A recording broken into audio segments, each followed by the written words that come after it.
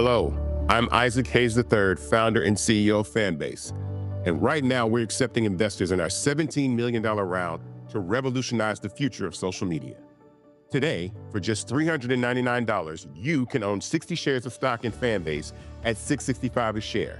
Go to startengine.com/fanbase and invest today. While the big platforms have grown too massive and disconnected from their users, Fanbase is building a platform where creators and users truly come first. We've already raised $8.6 million from everyday investors who believe in this vision, and now you can join them. This is your chance to invest in a social media tech company with over 1 million users that is disrupting media by allowing anyone to reach all of their following and monetize their content from day one. The market is changing, big platforms are failing to serve their users, and Fanbase is stepping up to fill the gap. Don't wait until it's too late. Invest now. Invest for yourself and your future. Go to startengine.com/fanbase and own the future of social media.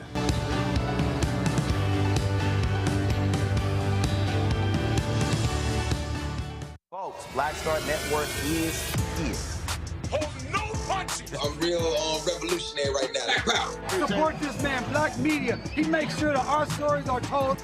Thank you for being the voice of Black America, Roland. Stay black. I love y'all. All momentum we have now, we have to keep this going. The video looks phenomenal. See, there's a difference between Black Star Network and Black-owned media and something like CNN. You can't be Black-owned media and be scared. It's time to be smart. Bring your eyeballs home. You dig?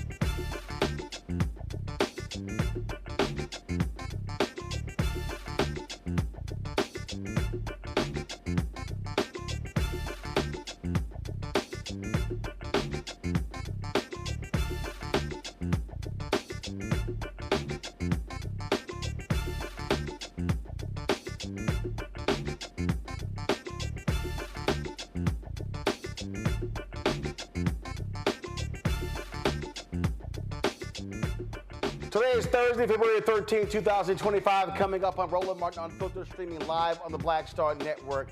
I told y'all the nonsense that Elon Musk, the co-president, is doing with Donald Trump is going to have an impact on a lot of red states, especially when it comes to the National Institutes of Health. It could have major ramifications in Alabama. I'll talk with Birmingham Mayor Randall Woodfin about that. Sports entertainment mogul and longtime MAGA supporter Linda McMahon faced lots of tough questions from Democratic senators on Capitol Hill today regarding her leadership of the Department of Education. She vowed, though, to follow Trump's orders to destroy the department. Vaccine skeptic Robert F. Kennedy Jr. is now the Secretary of Health and Human Services because Republicans are scared to death of Donald Trump. And prosecutors are resigning at an alarming rate in New York City when it comes to the Department of Justice, ordering them to drop the case against New York Mayor Eric Adams. A mutiny is at hand. We'll talk with Congressman Glenn Ivey, a former U.S. prosecutor, about what's happening. Plus, South Africa is pulling its business and mineral resources out of the United States. Good. And Black Voter Project co-founder will be here to review their 2024 post-election analysis on the black vote. Folks, it's time to bring the funk. I'm Roland Martin Unfiltered on the Black Star Network. Let's go. He's got it. Whatever the miss, he's on it. Whatever it is, he's got the scoop, the fact, the find. And when it breaks, he's right on time and it's rolling. Best believe he's knowing. Putting it down from sports to news to politics. With entertainment just for kicks, he's rolling. It's on go, roll, roll, y'all. It's Roland Martin, yeah. Rolling with Roland now. He's funk, he's fresh, he's real, the best, you know he's Roland Martin now.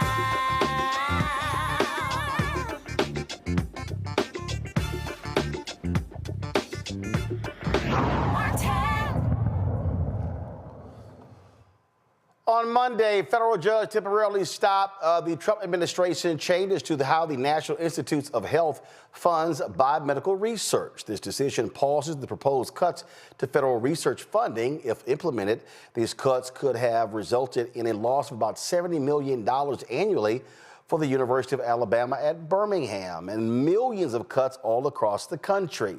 Birmingham Mayor Randall Woodfin joins us right now. Mayor Woodfin, glad to have you back on the show, Frat. This is real simple. Donald Trump and Elon Musk, his co-president, have no idea what the hell they're doing. They're just slashing stuff willy-nilly. They're not thinking about the consequences of this. And what I kept saying repeatedly to folks, these idiots are going to impact the folks who also voted for them. The reality is Alabama voted for him in huge numbers. And if these cuts go forward, it's going to really jack up medical research there in the state of Alabama. There are three immediate issues of concern. One is the economic impact of not just to the city of Birmingham, but to the state of Alabama. I remind people that UAB is not just the largest employer in the city of Birmingham. It's literally the largest employer in the state of Alabama. So this has a negative impact for the entire state. Two, we're talking about life-saving medicines at the third largest public hospital in our nation. And so this doesn't just impact jobs. This impacts the ability to save life with this groundbreaking research that UAB Hospital has been at the forefront of. Third, I think people need to consider from a national standpoint. when we talk about advancements in medicine and research and life-saving medicine, we're not competing with states. We're competing with countries like China and countries like Russia.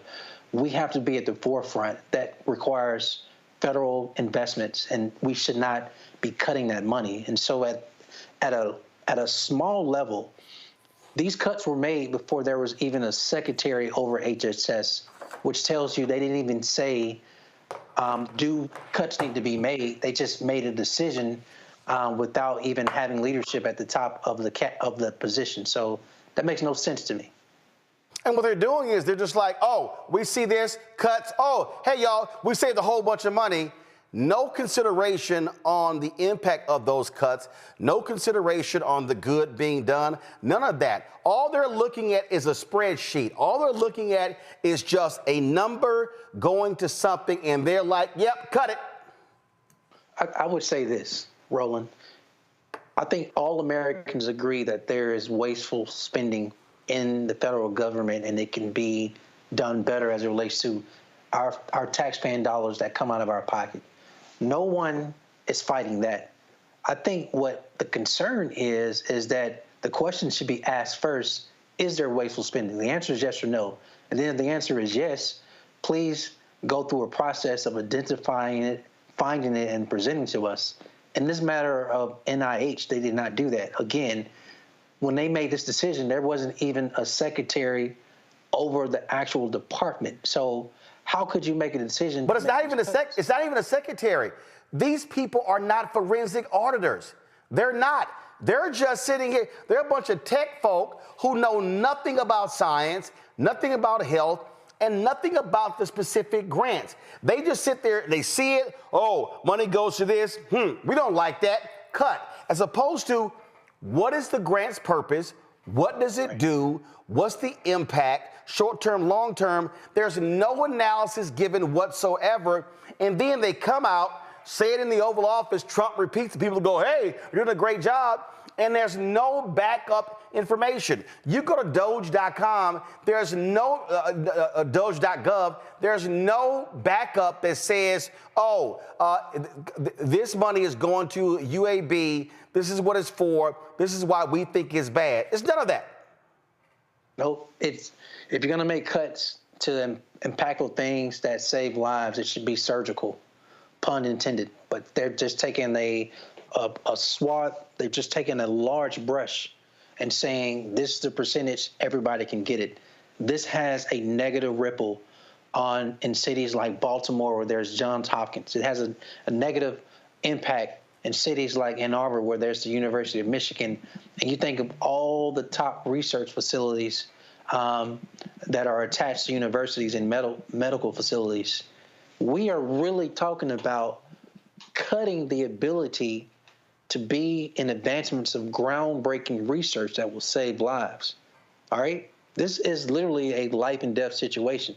I'm not trying to be an alarmist. I'm just stating an actual fact. When you cut money and you don't know the repercussions, one of the repercussions will be slowing down and or stopping the advancements in research that leads to groundbreaking medicine that will save lives. Think diabetes, think heart, and think so many other diseases that affect everyday Americans. Well, they don't care. And then what ends up happening? Oh, your Republican senators from Alabama go, hey, well, I don't know about one of them because he's nuts. But you got one of them who's like, hey, can y'all slow down and look at what you're doing? I will say this. There are two different ways to look at this. I think there's a stick in the form of a lawsuit where we see that it's already happened, asking for a judge to stop or slow this down, filing a lawsuit. But I want to be encouraged by the carrot, right? I want our U.S. senators, I don't care what party they're in, to say, hey, we control the purse strings. There is a reason why the American government exists of checks and balances. We decide the monies that go out, and Mr. President, you sign. We want our elected officials, particularly in the U.S. Senate and the House of Representatives, to actually step up and lead and protect the decisions they've made with the purse strings that has an impact on their districts related to their places of employment, that have a negative impact on jobs, that have a negative impact on the economy, that have a negative impact on the GDP. These are real life-changing issues that are affecting their districts in a negative way. And so I want to be encouraged that they will fight on our behalf and step up. Well, the reality is they're not. On the Republican side, they literally are, hey, Trump's doing it, Musk is doing it, hey, we're good. Well, look, we have to organize. We have to over-communicate. We have to tell the story of how this will negatively impact families, will negatively impact jobs, will negatively impact the economy, will negatively impact our edge and advancements in research related to competing with other countries such as China and Russia. Do we want to lose that edge, or do we want to continue to make the necessary investments in research to save lives? Well, I agree with that, and hopefully you can communicate this to your Democratic Party leaders. I'll be perfectly honest. I think how Congress has been responding so far has been lackluster, weak, has been ineffective. The messaging has been all policy wonk. It hasn't been people-oriented. And one of the things that we said a week ago on this show, Ashley Etienne was here, who ran the war room for Nancy Pelosi. One of the things that we said is that there should be, Ken Martin should have a major war room with the Democratic National Committee. They should be looking at these decisions and then seeing how they're affecting different states, getting that word to their state directors, their state chairs, then getting the word to their county chairs, so you're driving media on how these cuts are going to impact each specific city, town, and state. Because, and again, this is not to ignore the federal workers, but I fundamentally believe you have to first talk about the impact of the cuts on people, constituencies, first. And then you get to the people who actually do the work, or those federal workers who deliver those things. Then thirdly, the impact on the cuts on these workers impacts, they have families, husbands, wives, children, people in college. And then you have an economic impact, because if you're just whacking folks willy-nilly, all of a sudden, you're now going to have people who are filing for bankruptcy, people who are going to be sitting here getting evicted from homes. You have an economic impact that as well. And so to me, that's how it should be stacked. And so I hope mayors like you and the African American Mayors Association, I hope y'all are telling Democrats in D.C., namely Minority Leader Hakeem Jeffries and Minority Leader Chuck Schumer, that, hey, what y'all doing right now ain't it. I will tell you this, you have a powerful point, and there's not much to add but simply saying this. If there was ever a time to have bipartisan engagement in the form of, we are the legislative branch of government, we control the purse strings, we dictate finances, we have rules, we have checks and balances. This is not the way it is. This is the way it should be. We want our leaders to lead. We need our leaders to lead. We need them to step up. That's just bottom line. Yep, I absolutely agree. So we'll see what happens here. Mayor Woodfin, we appreciate it. Thanks a lot. Thank you. Folks, got to go to a break. We'll be right back. I'll talk to this with my panel. Lots of stuff to talk about, especially the craziness happening in New York City in the Southern District, where lawyers are resigning left and right because they are objecting to the thuggish actions of Donald Trump's Department of Justice as it relates to dismissing the indictment against New York City Mayor Eric Adams. You're watching Roland Martin Unfiltered right here on the Black Star Network.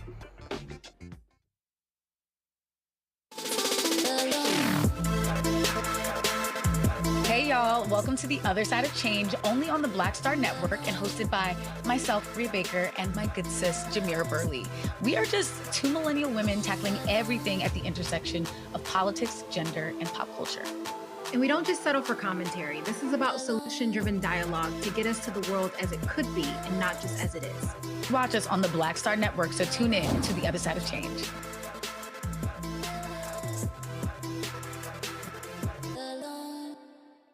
What's up, y'all? Look, Fanbase is more than a platform. It's a movement to empower creators, offering a unique opportunity for everyday people to invest in Black-owned tech, infrastructure, and help shape the future of social media.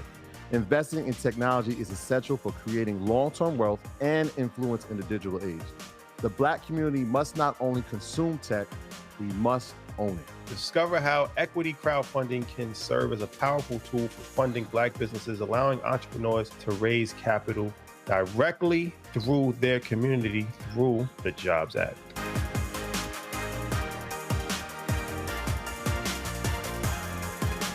What's up? It's Sammy Roman. Hey, it's John Murray, the executive producer of the new Sherry Shepherd Talk Show. It's me, Sherry Shepherd, and you know what you're watching, Roland Martin Unfiltered.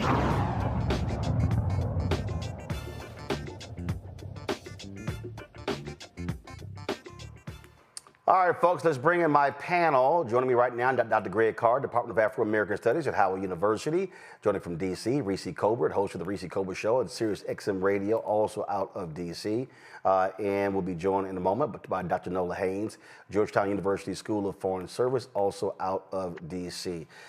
You heard me there talk, Reese, to Mayor Woodfin about in terms of how Democrats should be responding. The other day, a story was done saying that the House Democrats are whining and complaining, upset, because the Indivisible as well as Move On has been blowing their phone lines up demanding that they act. I'm sorry, I don't think it's a good idea to shit on your supporters, the people who stand with you. This is a moment where you should be organizing and mobilizing them and actually listening to them as to how you should be communicating and messaging and having a narrative and storytelling coming out of D.C. when it comes to the actions of these thugs in the Trump administration. Right. I mean, what's all the bitch-assness about? You should have known it was going to be a fight as soon as Project 2025 was put in PDF. So before the Trump administration became a thing, there was always the blueprint for all these actions that were going to be taken. Whether Trump was in office or not, if there was a Republican Senate and Republican Congress, these are the issues that would have been at the forefront. And so the fact that they've been kind of caught flat-footed and just flailing about is actually really kind of just pathetic on the part of our party. I'm tired of being on the losing team. I really hate that for us. And the way that we just can't get our act together, while there are a lot of people, I will say, in the Democratic Party that are getting it right with their messaging, with their fighting spirit, there still does not seem to be an overarching plan on not just how do we tackle this in terms of moving the needle with how society is viewing these actions, but also what is the plan? Why would anybody want to put you in charge in 2 years when you don't seem to really have a backbone against what's going on right now? So I think that there's a lot of work to be done on the Democratic Party, and it is certainly not the base that is the enemy. It's not your supporters that are actually doing more to put a little bit of backlash to some of these things, and they have forced them to kind of retract some of these damaging things that have come out. They're not the enemy. But the reality is, I will say, in terms of what Musk and what Trump and all these people are doing, I don't think that this is a matter of them not necessarily knowing the impact of what they're doing. I believe that they absolutely know the impact, and I think that the impact is to be as destructive as possible, to inflict as much cruelty as possible, and to do as much damage as possible to people who are vulnerable in this country, because we do not have people in charge, this broligarchy, this autocracy, these billionaires that value the lives of individuals in this country. They believe that we're all put here to be in servitude to their wealth building. That's it. So if there are not advancements in medical technology or in healthcare and research in the United States, that's fine. Elon Musk can go catch a flight to China, or all these other people. They are not concerned about the citizens of the United States. They're only concerned about their pocketbook. So once we realize that, this isn't a matter of, well, let's just get them to put a process in place. Let's just get them to be more precise about it. We have to defeat them and their lack of humanity and their approach to governance altogether, not just their individual tactics. Well, I absolutely agree, because this idea that you didn't see it coming is kind of stupid, Greg. I mean, they literally have been working on this since 2021. And I remember, of course, after the election, it was 2 or 3 days later, and somebody hit me up, they texted me, and I saw the comments, they say, Roland, I don't understand, how have you moved on? I said, what are you talking about? The election's over. I said, the election's over, she lost. I said they lost the House, they lost the Senate. I said now it's time to gear up for a fight. You know what they're going to do. They literally gave you the blueprint. And so I don't understand what the hell Jeffrey's office, Schumer's office, and all of them were doing after November 6th through January 20th, because you knew what was coming. You knew what they were anticipating. You should have had lawyers lined up, ready on day one, filing lawsuits. You should have been meeting with labor leaders, explaining, hey, they're coming after your federal workers. All these things were happening there, and they're just sitting here like, I don't know what to do. And not only that, let me also extend this. Let me extend this, because I'm going to say this right now. I don't know what the hell black leadership is doing. I don't know what the hell these organizations are doing, okay? Because here's what's crazy to me, and you may say, well, you know what, and this is not about being arrogant or cocky. This is truth. Not a single black civil rights organization has actually hit me to say, hey, we want to come on to talk about this here. What's your strategy? What's your plan? What are you doing? Have no idea. So none of those things are happening. And so people I hear more black people saying, yo, who's doing what? What's the plan? What's the action? Where do we go? What do we do? And folks are like, well, you know, we shouldn't, you know, chase every little thing they throw out. Yeah, this is all hands on deck, because like I said on this show, they want to completely destroy the civil rights infrastructure, the economic infrastructure. They want to destroy grants. They want to destroy money. They want to destroy contracts. They're executing their strategy, and we're over here bullshitting. Yes. Unfortunately, and I find no pleasure in saying what I'm about to say. You know, it sounds like a broken record, but either people don't understand or simply choose to reject the reality that we live in a white supremacist state called the United States of America that has never yielded anything that benefited African people, except that we got into a bloody fight for it. There is the illusion that we live in a nation. We do not. And by that I mean there is no common definition of American. There is no common commitment to a joint project. There is only power, capitalism, and racism. And to the degree that African people have made progress in this criminal enterprise called United States of America, we have done so when we have not only remained true to our values, but when we have acted on those values. You can't name a single historical event that I'm aware of anyway, where that is not the case. And let me just say this. We've been talking a long time about this cold civil war that is heating up. The concept of federalism is deeply rooted in white supremacy. The fight between the federal government and the states is informed first and foremost, poured into the foundation of the United States Constitution by slavery. This was the compromise.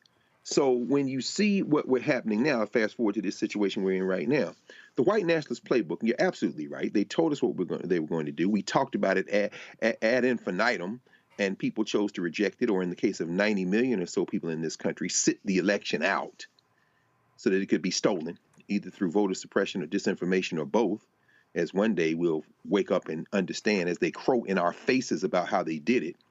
And as they shut down the DOJ office to stop election interference from foreign actors. They want to steal further elections. Let's be real clear. All of it, all about it. And of course, as we saw the news this week, that they are now flattening the law that allows them to interfere, foreign governments to interfere in contemporary politics by taking out bribery. I mean, it's like, no, you can do it. But I think the playbook here, though, is also crystal clear. We're seeing it already. Here's the playbook.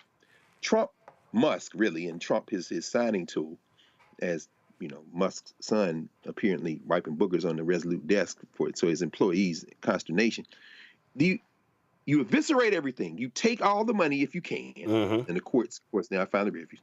And then your white nationalist friends ask you for carve-outs. What I would have asked our good brother Mayor Woodfin is that when he was saying, you know, I don't care who it is, Democrat or Republican, I'm sure that's the case because Senator Katie Britt has already approached Robert Francis Kennedy for a carve-out for that $518 million, which includes UAB. What we saw, Jerry Moran in Kansas approach Marco Rubio about the USAID money because he understands that $713 million of farmers' crops went to Food for Peace. And Lisa Murkowski, who chairs the Indian Affairs Committee in Senate, went and said, can you exempt the Native Americans? And so what you see is their plan was take everything and then give it back to the white national states. 22 attorneys general in this country have gone to court, all of them Democrats. The Republicans aren't going to court because they are going to ask for carve-out. Yep. And guess what? They may get those carve-outs. The cold civil war is heating up. Finally, I'm talking now to all the idiots in Ohio who voted for this car salesman, Bernie Moreno. Bernie Moreno said Ohio gets $1 billion. That's Ohio State. Gets $1 billion in some of this funding. You know what he said? He said, if you're going to do child cancer research, I don't understand why any of that money doesn't go directly to child cancer research and not 60% to indirect costs. The NIH said our indirect costs are 28%, and you use car salesman. You don't even know what it is, but y'all wanted him and not Sherry Brown. Okay, that's fine. Ted Budd in North Carolina, Duke in North Carolina, they get billions in research money from the NIH. He's saying, well, I agree that these things need to be right-sized, but guess what? He's also back there saying, can we get a carve-out? But he's in a purple state. This civil war is about white supremacy versus everybody, and these white boys going to turn around and try to get a carve-out. Now, if you're the mayor of Birmingham, what do? Because if you can get that carve-out, do you hold your nose and go for it? But then what does that do to the long-range project of black liberation in this funky criminal enterprise? Because you've made a compromise. You saved that billions now, but at what cost? And that's where we are now. Well, we have white nationalist Christopher Rufo, who attacked critical race theory and all of that. So you're going to love this here. He's posting stuff regarding the Department of Education. He promised, I'm going to do all kind of stuff. So he goes, the Department of Education granted $8 million to this NGO, which argues that America is a racialized structure of power, privilege, and oppression, and suggests that Republicans are violently fighting for the maintenance of white supremacy. It advises public schools in 13 states. I responded to him, no lies told. I didn't see any lies told. That's what you have to do. That's what you have to do. Yeah, I mean, I'm like, no lies told. That's right. We Greg, you talked about people who sat at home on the couch, and the reality is, when we look at the numbers, the fact of the matter is, a lot of black folks sat at home. Now, we love to talk about percentages. We love to talk about, this number and how many voted, black men, black women. But it's important for us to go under the hood and look at the numbers to understand what is going on. And you have to look at black voters in a totally different way. You cannot look at black voters in the monolith, in terms of in the macro. You must look at them in micro. Y'all have heard me say that African Americans 65 plus are more likely to identify as Democratic voters. People 65 or older are also going to vote at a higher rate than anybody else. The second group is Gen X, really that group is 55 to 64. There was only one demographic that Donald Trump won. It was Gen Xers. And when you get below 55, you begin to see the huge drop off in participation, in voter registration, and all of that. And so joining us right now is Chris Tolan. Chris, of course, has been working on this with the Black Voter Project. They have been quite busy laying out what the numbers look like. And what was interesting, of course, last year, so many mainstream white media were just ignoring black voters, ignoring the data. We had Chris on this show a lot. Then all of a sudden, late in the season, then they started realizing, oh my goodness, we may want to have people like Chris on to talk about the numbers of black voters. He is the project director and co-founder of Black Insights Research, joining us from Sacramento. So Chris, y'all have done your analysis. What's the verdict? So we completed a series of longitudinal surveys throughout the election. I talked about the first three waves on your show a number of times. We now have our post-election survey complete. We completed it towards the end of the month of December, gone through, done the results. I want to highlight a few things. First and foremost, our survey mirrors exit polling showing that black support in vote choice for Harris did not detract from 2020 numbers. She got pretty much the same amount of support as Biden did in 2020. And we look at the breakdown of men and women, that number remains for men as well, where she actually, according to our survey, got a bit more support from Black men this year around than Biden did in 2020. Hold up, stop right there. Whoa, stop right there. According to your research, Vice President Kamala Harris got a higher percentage of the Black male vote than Biden did in 2020? Slightly. The exit polls in 2020 have it around 79, 80%. Our survey has it around 82%. It is within the margin of error, so it is statistically the same, meaning that Black men showed the same amount of support, if not more, for Harris than they did for Biden in 2020. And we just really have to move on from this conversation that Black people are not supporting Democrats, that Black people are not voting for Harris or Black candidates or Black women in this case moving to Trump. As you mentioned, the real conversation here is about turnout and focusing in on how to get Black people who didn't vote in this election back engaged and back to the polls. Other analysis we've done shows that across the country and even in battleground states, the more Black a county is, so as the percentage Black of a county increases, turnout drops. And the turnout in counties that are less Black is much higher than turnout in counties that are more Black, suggesting that compared to 2020, right, this is an issue that needs to be dealt with. It needs to be focused on. It's getting people out to the polls, not necessarily focusing on who they're going to vote for. And we asked on the survey about who the Harris campaign contacted, and we found that of all the people we surveyed, about 41% said that Harris did not contact them whatsoever. And sadly, as you mentioned, the 18 to 29, that youngest age group, had 52% people saying they were not contacted. And then again, when we look at sort of zoning in on who is likely and who is unlikely to vote, of those that did not vote in 2020, 56% said that they were not contacted. And so there is a disconnect here between what I believe needed to happen to get the Black community out engaged in voting, not worrying about who they're going to vote for, but worrying about if they're going to get out on the couch and what actually happened. And we're seeing some residue of that in our poll as well when we look at the attitudes towards the Democratic Party, as we see the Black attitudes towards how welcoming the Democratic Party is towards Black people were increasing throughout the campaign, shifting from about 28% saying the party was extremely welcoming to a high of 42% right before the election. Well, that tapered off to back down to 35% following the election, and likely will continue to fall, meaning that, you know, there was some excitement, some feeling of inclusion in the Democratic Party amongst Black people with Harris at the top of the ticket. Post-election, that's starting to reverse, and Democrats are going to have to work extra hard to get people engaged and involved. And then lastly, when looking forward, we asked respondents whether or not a second Trump presidency will motivate them to become more committed to politics, or whether it has will prove exhausting and they just want to be left alone. And, you know, not surprisingly, only 23% of respondents said that they are motivated to participate in politics, where 43% said that they are exhausted and just want to be left alone after the election. And when you look at this breakdown amongst men and women, 51% of women that we surveyed said that they are exhausted. That they feel like they just want to be left alone after this election, and they're not motivated to continue to be committed to politics during this Trump second term. And so, as you mentioned, there's a lot of work to be done. Democrats, especially Black Democrats, have to step up and take the medal here and really motivate voters to get involved and to re-engage voters looking forward, right? 2026 campaigns have already started. If Democrats want any chance to take back the House, to fight in the Senate, to win local elections, there has to be some strategy, and it has to start now. So let's talk about the turnout, guys. Pull up the county level turnout.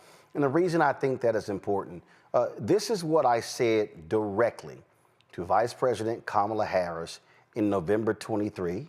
This is what I said to the deputy campaign manager of the Biden-Harris campaign, Quentin Folks, beginning in January.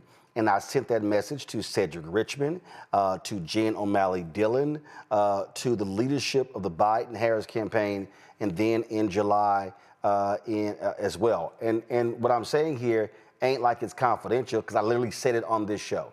And what I said is, you cannot wait to July, August, and September to engage Black people. because first and foremost, the mistake that people make is, oh, we got to get out and vote. Okay, throughout early voting, the election is in November.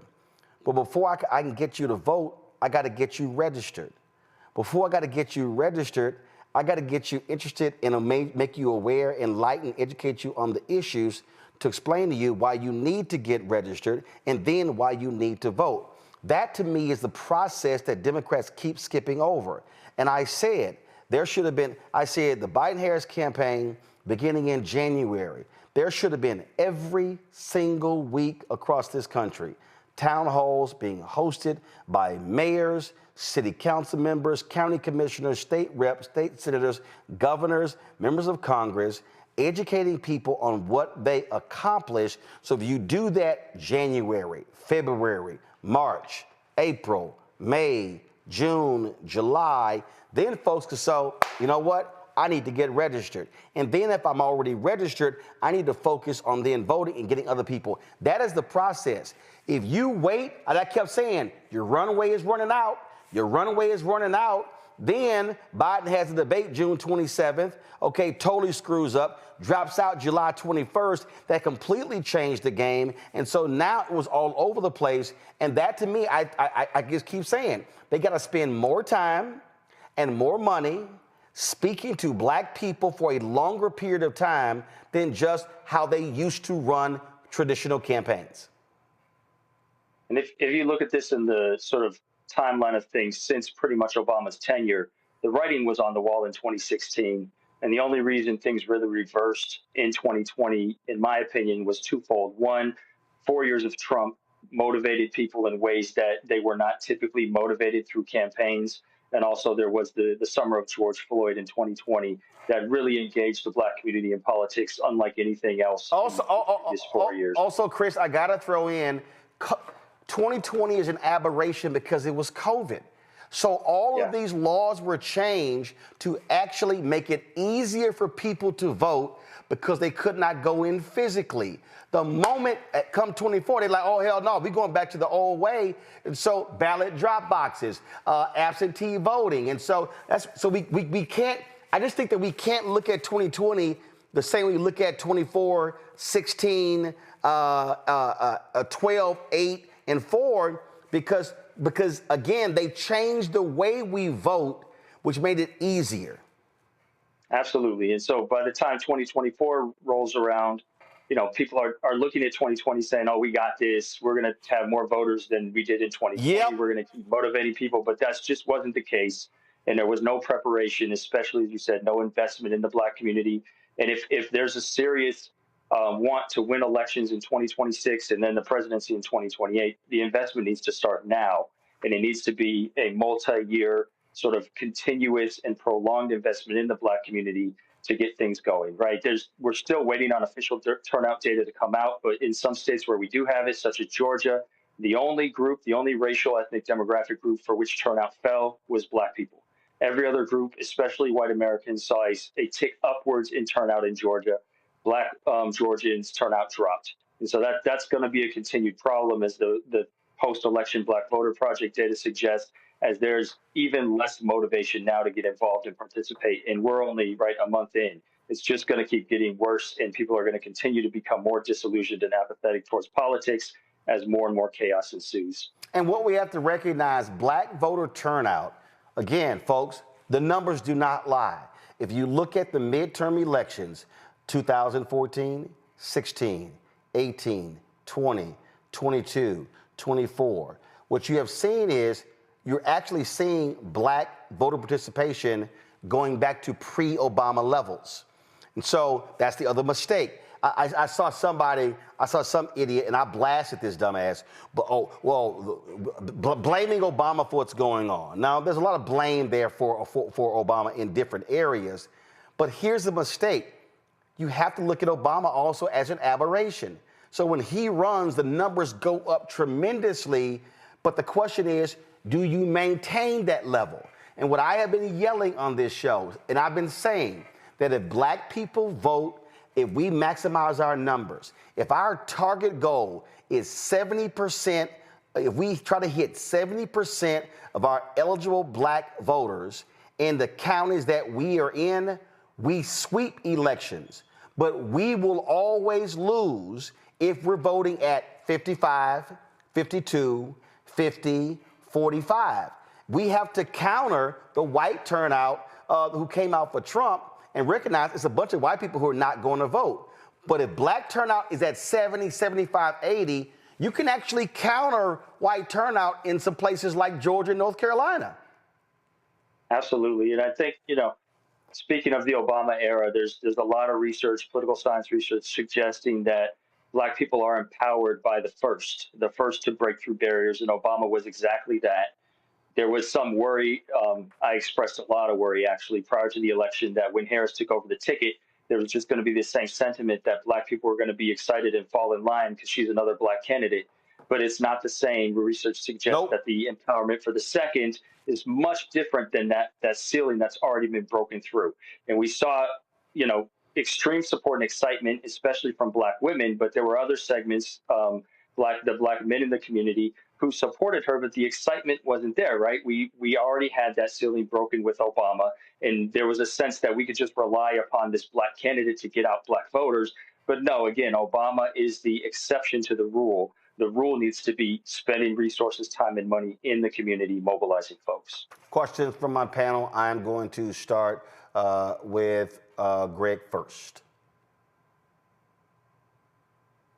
Greg, you on mute? There you go. Thank you, brother. And thank you, Dr. Tolley. Reading through the executive summary and listening to you, and I'm thinking about the late Martin Kilson, whose last book just came out, by Slim Sin. He says that somewhere in the 70s and 80s, what he began to track was, or think he observed, was a shift from Black politics organized around power to Black politics that began to kind of trend toward culture. He didn't say celebrity, but I thought about that. How can we, particularly given the results of the survey, y'all survey, where you see this really radically different worldview coming out? I'm thinking about Ron Walters saying the very same thing. Pursuant to this idea that we really don't live in a nation. I mean, these people think very differently. We think differently about immigration. We think differently about all of those things, mass deportation. How important is it for us to spend time rebuilding the network of independent Black institutions, or at least Black-controlled institutions, in between these election cycles? Would that have an impact? Rather than trying to build these political coalitions from scratch and spending dollars to go to churches, since we have collectively a different worldview, how important is it for us to concentrate on these Black spaces where we are unapologetically in debate and conversation as a strategy for then building, voter participation as the election cycles come? I think that's immensely important. What you said reminds me of Catherine Tate's work, From Protest to Politics, and really that our contemporary understanding of politics, and Black politics in particular, is really encompassed with voting. When the political sphere and Black political history has defined politics so much more broadly, right? With protests, with boycotts, with resistance, revolts, revolutions. And I think under the Trump administration and looking forward, right, there's going to have to be a broader definition of politics, and we're going to need organizations to re-engage people, understanding that voting is the ultimate sort of democratic outcome, but re-engage people in participating and engaging politics in a number of different ways. And a lot of focus groups we've ran, we speak to people who are engaged in politics, who are knowledgeable about politics, who know their local representatives and their local politics, but they don't feel like their vote matters. And so these are the people who we need to find a way to talk to and relate to about power in politics that they see, and then help them relate it back to voting with an understanding that there's a long-term goal of bringing up voting numbers, of bringing up turnout so that we can build political power. But it starts first in the community, and thinking about politics is something much broader and much more historical for Black Americans. Thank you. Reese? Thank you, Dr. Toller. I'm curious. I looked at the survey, but I didn't see anything about how Black people are getting their news and their information. But whether it's in this polling or other research that you all did you find that there was any impact in the way that Black voters were receiving news or even disinformation and their voter attitudes? Or is that something you might want to look into in the future? So we asked a number of questions in previous waves of the survey about how people receive their information. And there's a dramatic shift, and the shift is conditioned upon different demographics such as age and geography.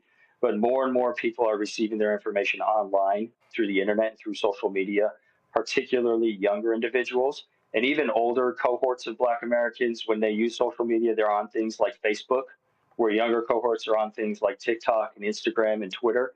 And so the way that the campaign approached this, right, probably was right to emphasize social media, but you have to then tone the message on social media to the different demographics that are engaging with your campaign and with your ads based upon the apps and the internet sources that they use. And so there's a lot of information to pull apart here. We haven't done any type of analysis yet that looks at whether or not different information sources led to different levels of participation or support. But we do know that there's a vast variety of information people are taking in, but it tends to be far more online and social media driven now than ever before. And the role of Black media, right, is hard to find. There's a lot of respondents who know about Black media, but they don't say that they use Black media or look towards Black media for most of their political information. And again, that goes back to these parties and campaigns partnering with and investing in media that actually speaks to and has the Black community in mind, that is focused on Black issues, rather than partnering with media sources and pundits that are just talking heads, trying to send their messages to the Black community, because those don't hit, right? Those messages do not resonate the same as messages that come from media sources and research that has really looked at how to hone in on what's going to resonate and what people are going to hear. Nola? Thank you so much, Dr. Toller. I'm always excited to talk to a fellow political scientist, and I'm a big fan of the work that you do on JREP. My question is about if you all were able to capture anything that's driving apathy in terms of why voter turnout was what it was in some places. I know that when I talk to my family in Louisiana, one of the first things they'll say to me is that, well, Trump's gotten away with everything, so what's the point? You know, there's this level of apathy because there wasn't a level of accountability where that people were able to see. You know, when he said that he could go and stand in the middle of Fifth Avenue and shoot someone and nothing would happen to him, it seems like that might be kind of true. And the fact that he's technically a convicted felon and he's still the president of the United States, I'm wondering if you all captured anything around accountability and what's driving apathy. Thank you. Yeah, thank you. That's a great question. For us, we've looked at a whole bunch of things and actually modeled some things driving turnout.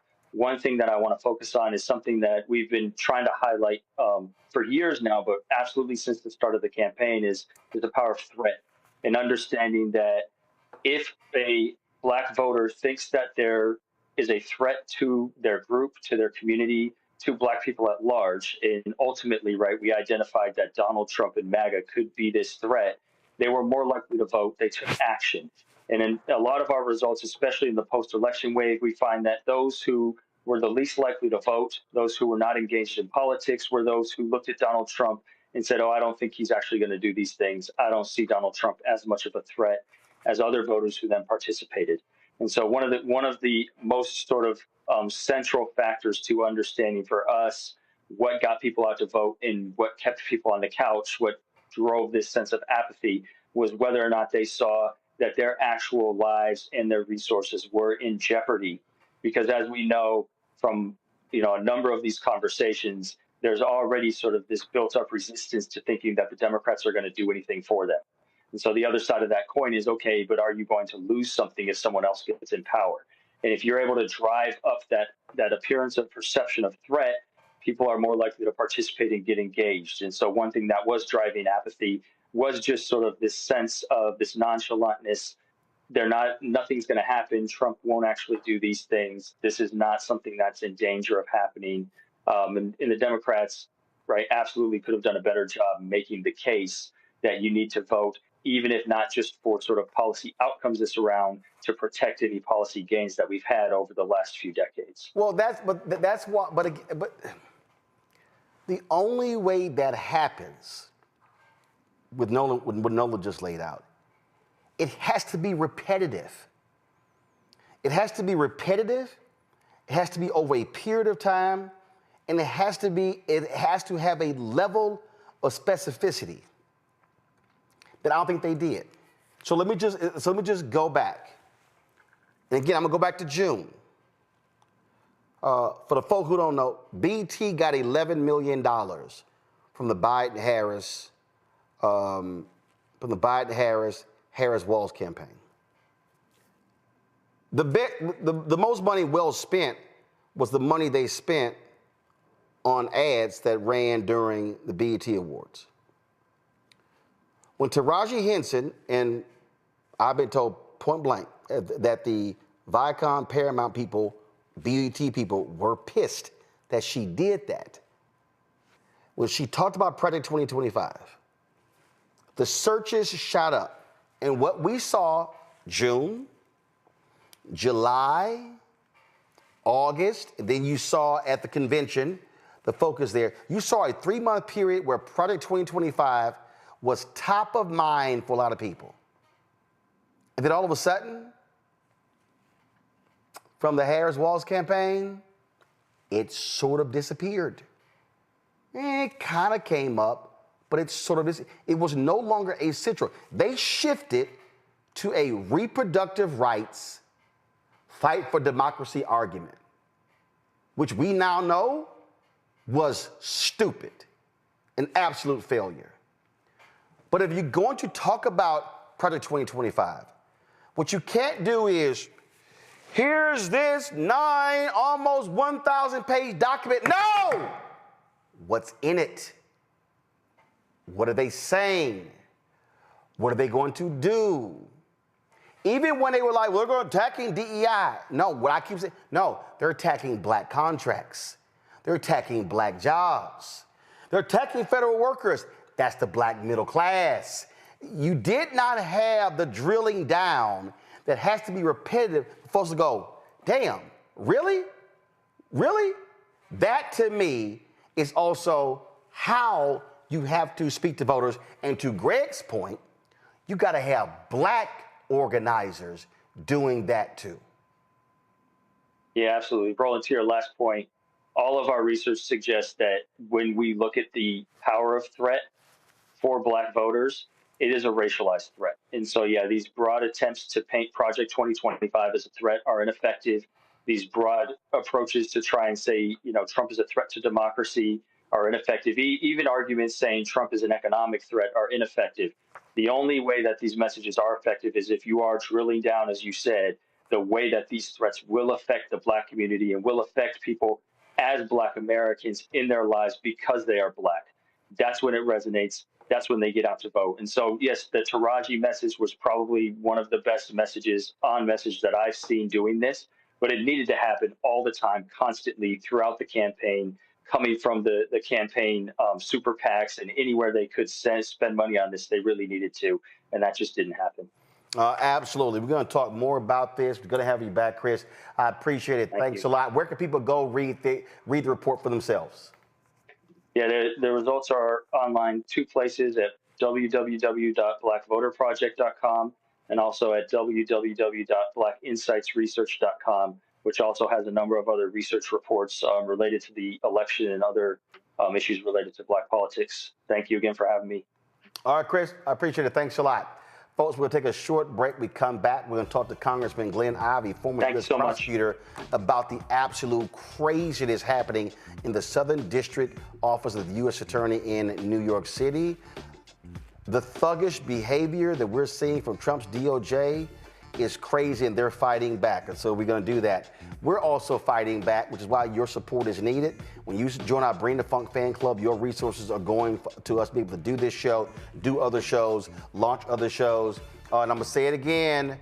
All right. We're going to have new episodes of The Black Table, right, Greg? we gonna get that up and running very quick. We can't afford not to, Roland. Thank you. All right.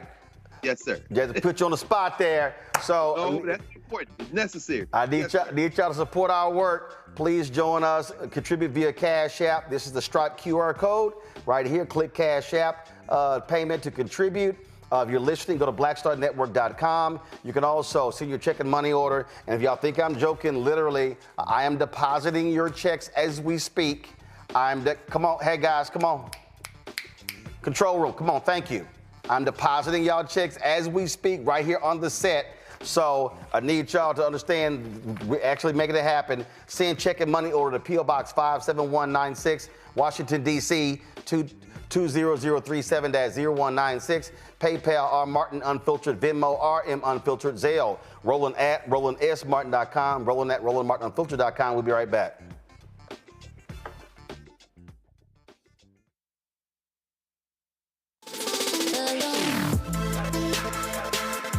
Hey y'all, welcome to The Other Side of Change, only on the Black Star Network and hosted by myself, Rhea Baker, and my good sis, Jamira Burley.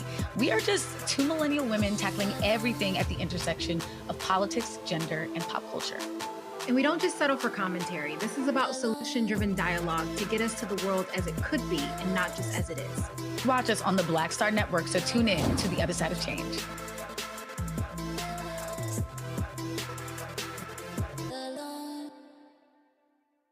What's up? Geek Tony in the place to be. Got Cake Touch at Mama's University, creator and executive producer of Fat Tuesdays, the air hip-hop comedy. But right now, I'm rolling with Roland Martin, unfiltered, uncut, unplugged, and undamn believable.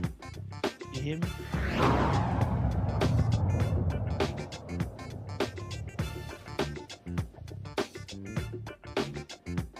Folks, it is an unbelievable thing happening in the Southern District Office of the United States Attorney's Office in New York City. A stunning shakeup. 3 top federal prosecutors have resigned after refusing to drop corruption charges against New York City Mayor Eric Adams. The acting U.S. Attorney in Manhattan, Danielle Sassoon, and 2 senior prosecutors in Washington, D.C. have stepped down after Trump's Justice Department ordered them to dismiss the case. At the center of the controversy, allegations that Adams, a former police captain and the city's second black mayor, took illegal campaign contributions and bribes from foreign nationals. The DOJ says keeping the case alive would interfere with Adams' ability to tackle crime and immigration issues, but these attorneys are saying, no, they actually broke the law. Now, it was also crazy. The prosecutor wrote, NBC has obtained a letter where Danielle Sassoon has said that the Adams legal team was asking for a quid pro quo with the DOJ saying, hey, if y'all want to see, y'all drop the charges, I'll follow through when it comes to fighting immigration. Not only that, this is a letter this is a former law clerk of Supreme Court Justice Antonin Scalia, who wrote this here, who laid out, he said, I do not repeat here the evidence against Adams that proves beyond a reasonable doubt that he committed federal crimes. Mr. Bowe rightfully has never called into question that the case team conducted this investigation with integrity and that the charges against Adams are serious and supported by fact and law.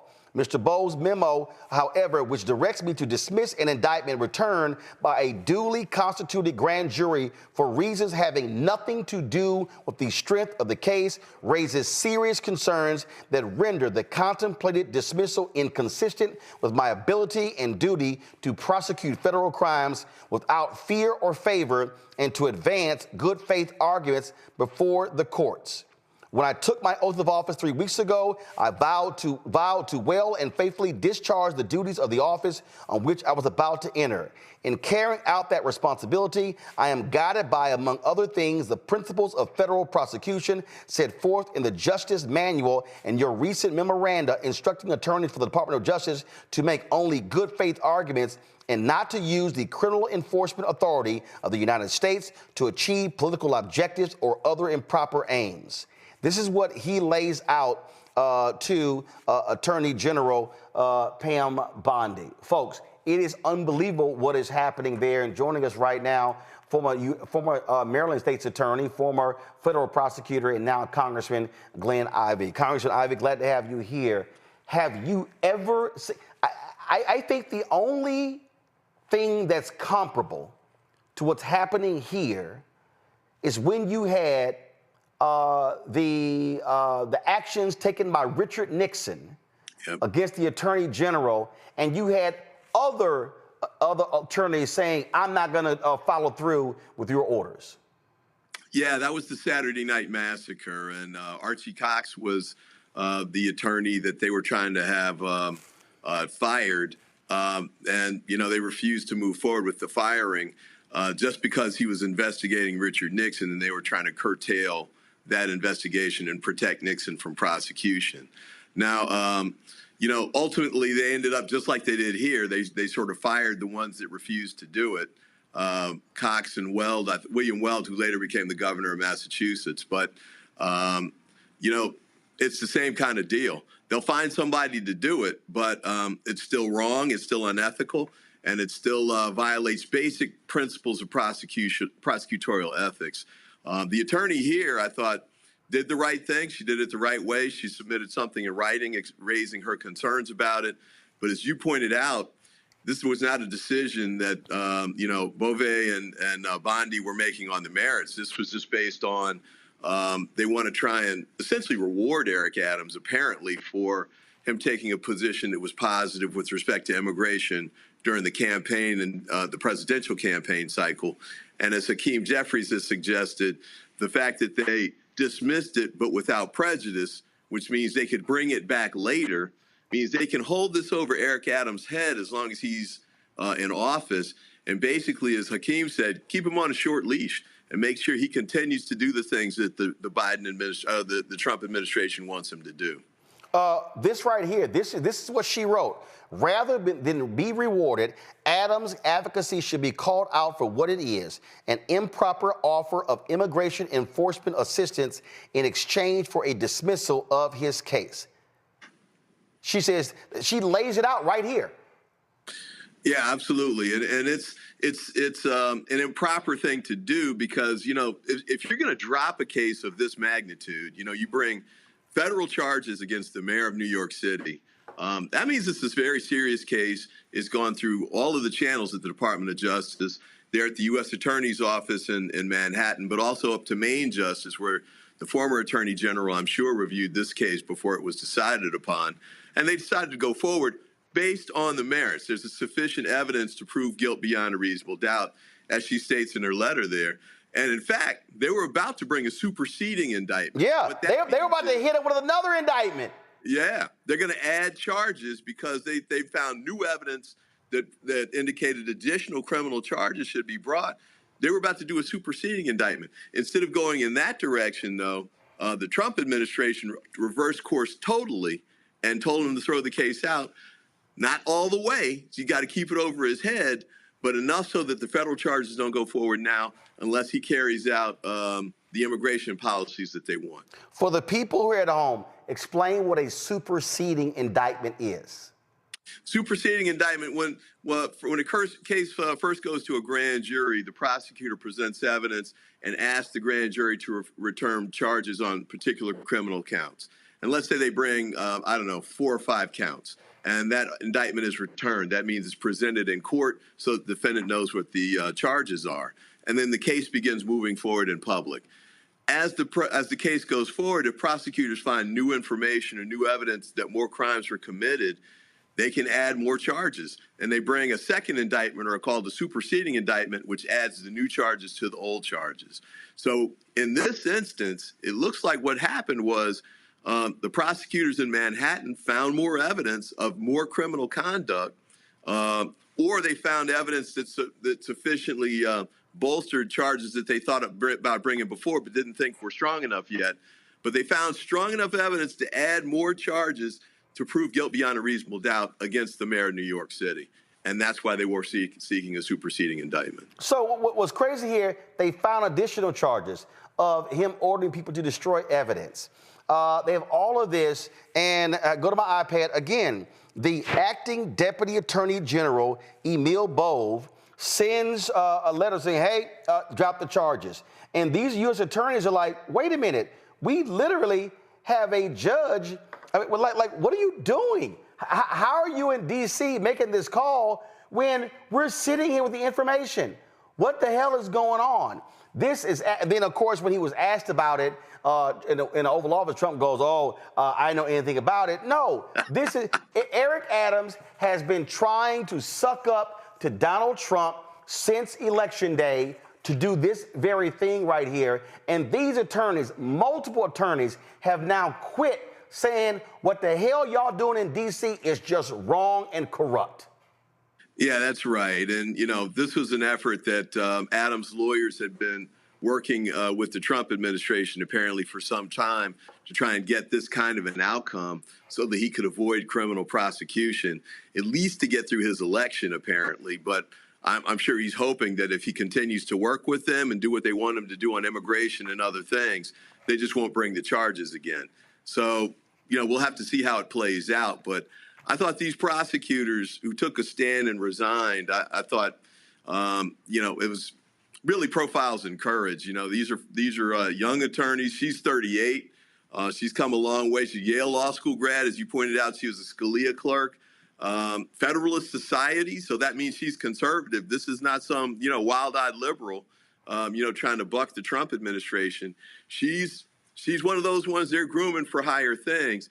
But she decided to give that up potentially and take a stand on this in a principled way. I mean, what's crazy is she actually said, stay with the shot here. She says, Mr. Bowles admonished a member of my team who took notes during that meeting and directed the collection of those notes at the meeting's conclusion. Yeah, don't leave a paper trail. That's, you know, apparently what Bovig was concerned about. But, you know, this stuff's going to come to light, and it did quickly here. And I think she was right to preserve that in writing in the letter that she sent to them. So now it's all on the record. But, you know, this shows the shady stuff that the Trump administration's doing and the way they're trying to convert the Department of Justice to a tool that's totally political and just serves his political ends. And, you know, he's got the retribution list. He's going to go after the J6 prosecutors. He's got the effort going forward to go after the J6 FBI special agents that investigated those cases. This is part of his total corruption effort of the rule of law and the way the federal prosecution system should work in the United States. And I want folks to understand that, again, typically you have checks and balances when it comes to the FBI, when it comes to the U.S. Marshals. What you have here, especially if he's able to get Kash Patel as his FBI director, he is going to have a team that will not resist him, that will do whatever he wants, that will suck up to him, and then they will ignore judicial orders. I don't trust these people at all. And you know, we've never had a situation, frankly, where you will have the entire Department of Justice, which is the law enforcement mechanism for the federal government, be completely controlled at the whims of an evil, maniacal individual sitting in the Oval Office who wants to exert retribution against any of his real or perceived enemies, whether they are journalists, whether they are corporate America, whether they are other countries. It will be hell on wheels if Kash Patel is FBI director, Pam Bondi is attorney general, and these sycophants are in control. Yeah, 30 of us in Congress came out. We did a letter to the Senate Judiciary Committee 2 days ago asking Grassley and all of the Republicans on the Senate Judiciary Committee. We know the Democrats are going to vote against Patel, but for them to vote against him as well. You know, this guy, he published an enemies list in his book. He's done these like children's book calling Donald Trump King Donald, so you know where he's going with that. You had the Trump Attorney General, Bill Barr, say this guy over his dead body should he even be deputy director of the FBI, much less director of the FBI. It's clear he's not qualified. Oh, I forgot. This guy had to take the Fifth Amendment so to try and avoid grand jury testimony about Trump. Then they immunized him to force him to testify. And then at his confirmation hearing, he refused to talk about what he testified about. I guess it was just so embarrassing and bad for him. So this is the guy they want to lead the FBI? Well, yeah, because he'll do whatever Trump wants. So, it's Bondi, who was, another Trump sycophant. Her staff is going to be Trump's former criminal defense team in the criminal cases that he had going before. Patel's going to be running the FBI. And you got J.D. Vance threatening the federal judges who are coming out with the injunctions against Elon Musk and those efforts. Vance and those guys and Musk are saying, well, we might have to impeach these guys. That's how he's trying to do a total takeover of the rule of law, the federal prosecution process, and the federal judiciary. All right, then. Congressman Glenn Ivey, I really appreciate it. Thank you so very much. Thanks for having me. Folks, Democrats earlier today, the vote was taken to confirm Robert F. Kennedy. You do the same. Robert Thanks F. for Kennedy, having me. Secretary of Health and Human Services. One Republican, Mitch McConnell, voted against him. And he lit him up as being completely unqualified. What the Trump administration did was they threatened Iowa Senator Joni Ernst. They threatened North Carolina Senator Tom Tillis to actually run candidates against them in their primaries next year. What does that tell you? All they care about is holding on to their jobs. Again, what do I keep saying? MAGA and conservatives and Republicans have no honor, no integrity, no decency, no morals, no values, no principles. None of that stuff matters. It's about power. And when you have folks, Republicans, standing up saying that they're going to vote for Kash Patel, knowing full well, you have members of Congress saying that privately, Kennedy would not have gotten 10 Republican votes. But they are scared to death of Donald Trump's retribution, and they are threatening them. They threaten Republicans to vote for Peter Hegseth as Secretary of Defense. He was confirmed. They threatened them to vote for Robert F. Kennedy Jr. He was confirmed. They are threatening them to vote for Linda McMahon. They're threatening them to vote for Kash Patel. And do you have a profile in courage of any of these Republicans shockingly other than Mitch McConnell? The answer is no. Not Lisa Murkowski, not Susan Collins, not Tom Tillis. This is right here, Senator Cory Booker in the committee hearing when it came to Kash Patel. This is one of the more perplexing nominees for me personally. I've seen the pendulum swing back and forth in this committee now over 11 years. I've seen my colleagues on the other side of the aisle rightfully take up a politically charged tweet about a nominee, whether it's for the bench or for significant offices like this one, as have we. I've seen back and forth, but I've just never seen something like this for a candidate, and I'm surprised that there's not more people who are calling some of this out in the most objective way possible. I do not understand how we're moving forward at this point.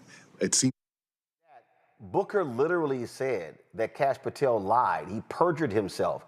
They have a whistleblower who says Kash Patel was involved in the targeting and the firing of various FBI agents.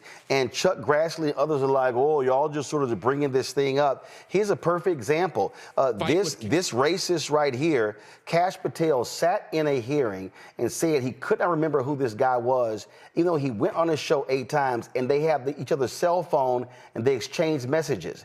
This man is a known liar. Watch. Fight with Kash came to the aid of Stu Peters and the Stu Peters show because of Kash Patel personally, who personally knew me because of multiple appearances on this program. And then we exchanged contact information and we directly text via personal cell phones constantly. And we're on the phone with each other as Fight with Kash was hiring a team of attorneys to represent Stu Peters and the Stu Peters network against the Rolling Stone. So he absolutely knows who I am. If I go on a show 8 times, I don't care if I've had 10,000 appearances. If I go on a show 8 times, I'm not going to deny knowing the person. Guys, this is a known racist, a man who has praised Adolf Hitler, who goes on his own show and says, yeah, the dude's lying. We know each other. And for Republicans, it's like, I don't see nothing. I don't hear nothing.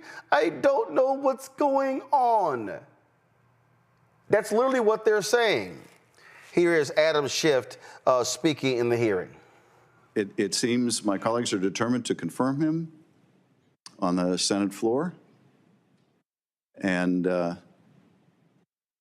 To all those FBI agents I worked with over the years, to all that are there now that I've not had the privilege of working with, my heart breaks for what you're about to go through with leadership that you cannot respect, who has not earned your respect, who will not earn your respect. I know you will put your head down and do your jobs because you're professionals. I hope you stay at the FBI. I hope you don't leave, because if you're committed to the mission and you leave, then it's going to just leave behind people who are less committed to the mission. So I hope you'll stay. I hope you'll gut it out. I hope the same is true of the career professionals at the Department of Justice who are the subjects of a similar witch hunt. I spent almost 6 years in that department. I venerate that department. And we need the career civil servants, public servants who serve in both those institutions.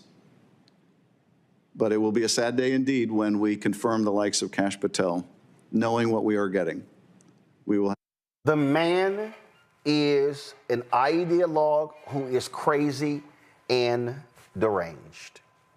There's no other way to put this, Nola. That's who he is. And I was on Piers Morgan's show yesterday, and Clay Travis, Nola, he's sitting here praising the diversity of people and ideas in Trump's cabinet. He's like, oh, look at Robert F. Kennedy, who they were talking about should have been in the Obama cabinet. And I was like, I don't know what the hell you talking about. What am I talking about that? Then he was like, look at Tulsi Gabbard, who used to be a Democrat congresswoman, and she ran for president, and she's now there. And look at this person. And I said, I'm sorry, you think that level of crazy somehow is great? For the people, Nola, who sat on their couch, for the people who said, oh no, Trump is he's no threat, he's not gonna do these things. These people are about to unleash the FBI, the Department of Justice, the IRS against all of their known and unknown and perceived enemies. And if they think a lot of black people and black organizations don't have a bullseye on their back, they've got to be on crack and meth together. Well, I don't think they necessarily care about our lives. I mean, they've proven that time and time again. They have very different ideas and definitions of diversity. And I can tell you, I'm showing up this evening exhausted. I've been at a space conference all day, and I can tell you, sitting in a room filled with people in the space sector, where we're talking about national security things all day in civil space, it is both. It's daunting. It's daunting, because what I realized sitting in that room today is that there are people that are pro burn it all down. There are people that are pro bringing the chaos. There are people that believe that there's too many regulations and that there must be a jackhammer taken to those regulations. So our lives, targets on our backs, the lives of federal workers, none of that matters for the bottom line. So in terms of them caring about the career worker at the FBI, or the career worker at USAID, or the career worker at Department of State, or the career worker at Justice, they do not care, because we don't fit into their end goal. And their end goal is to produce some sort of product quickly, cheaply, without regulation. And, many folks revere Elon Musk because that's his way of thinking. That's the tech bro way of thinking. If you got to break stuff, break it, as long as you get that product at the end. And so many Americans will suffer, not only because it's about whatever result you need to get that product made, and that's including the legal pipeline and everything else. But it's also, it doesn't matter if you break democracy, if you break this country, if you break the judiciary, it doesn't matter, because that product is going to get made at the end of it. It's about the end use game. And so, you know, sitting in that room today, I really had an education on where a lot of this stuff is heading. And the little guy, the cog in the wheel, I mean, that's just collateral damage.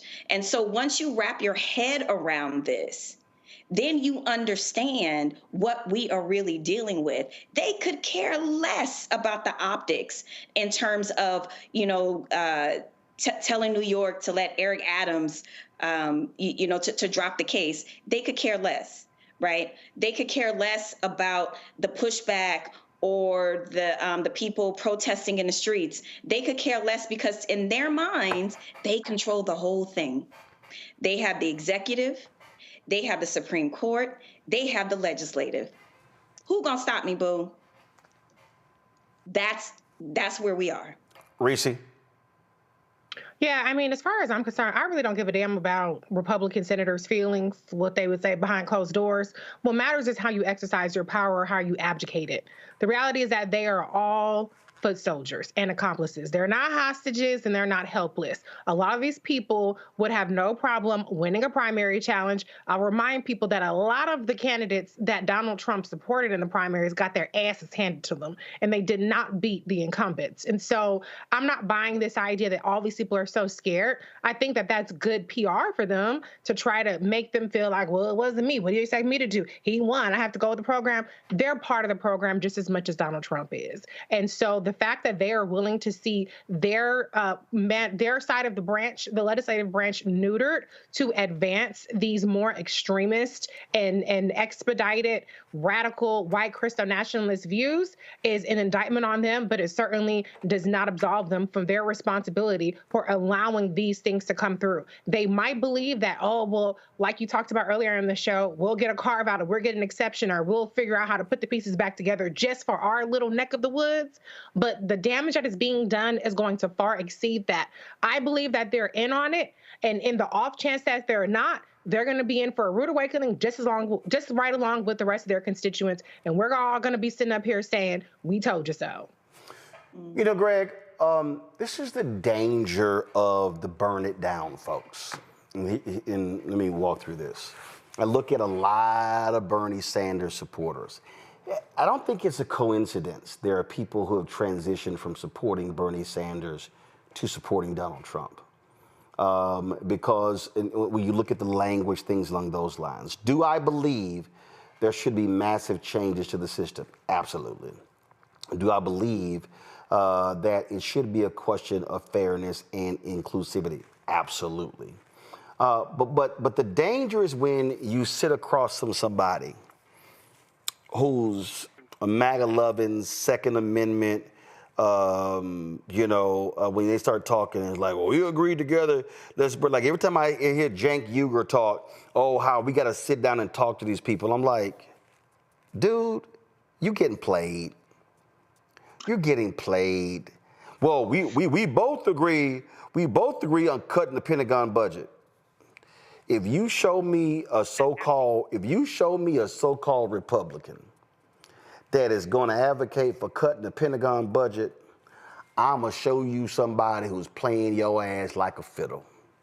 Now, the reason I say we have to be very careful is because when someone argues burn it down, they forget there are some arsonists who know how to burn just that one building. There are some people who have no regard for the whole block. And it'll be like, yeah, the whole block got torched. My bad, but I still got that one house. These people, they don't want to torch a house. They don't want to torch a block. They literally want to torch neighborhoods, cities. They actually want to torch every blue state. They want the blue states to suffer. They want them to beg. They want them to grovel. Donald Trump wants Pritzker. Donald Trump, I believe, prays that a natural disaster hit blue states so he, like a king, can sit there and go, beg, you peasant, beg, crawl to me, kiss my ring. That's who this man is. And he has now by having control of the entire apparatus, by having a party that will let him do whatever he wants from the House and the Senate, for at least the next 2 years, he could literally say to America and the world, get on your knees and beg and kiss my feet to do what I want, and you have no choice. That's who this man is.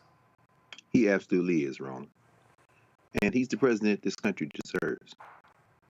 He is an accurate barometer, I think, of the rapid decay of American politics. He is the second spokesmodel president after Ronald Reagan. And that should have set off the alarm bells when Reagan won the office.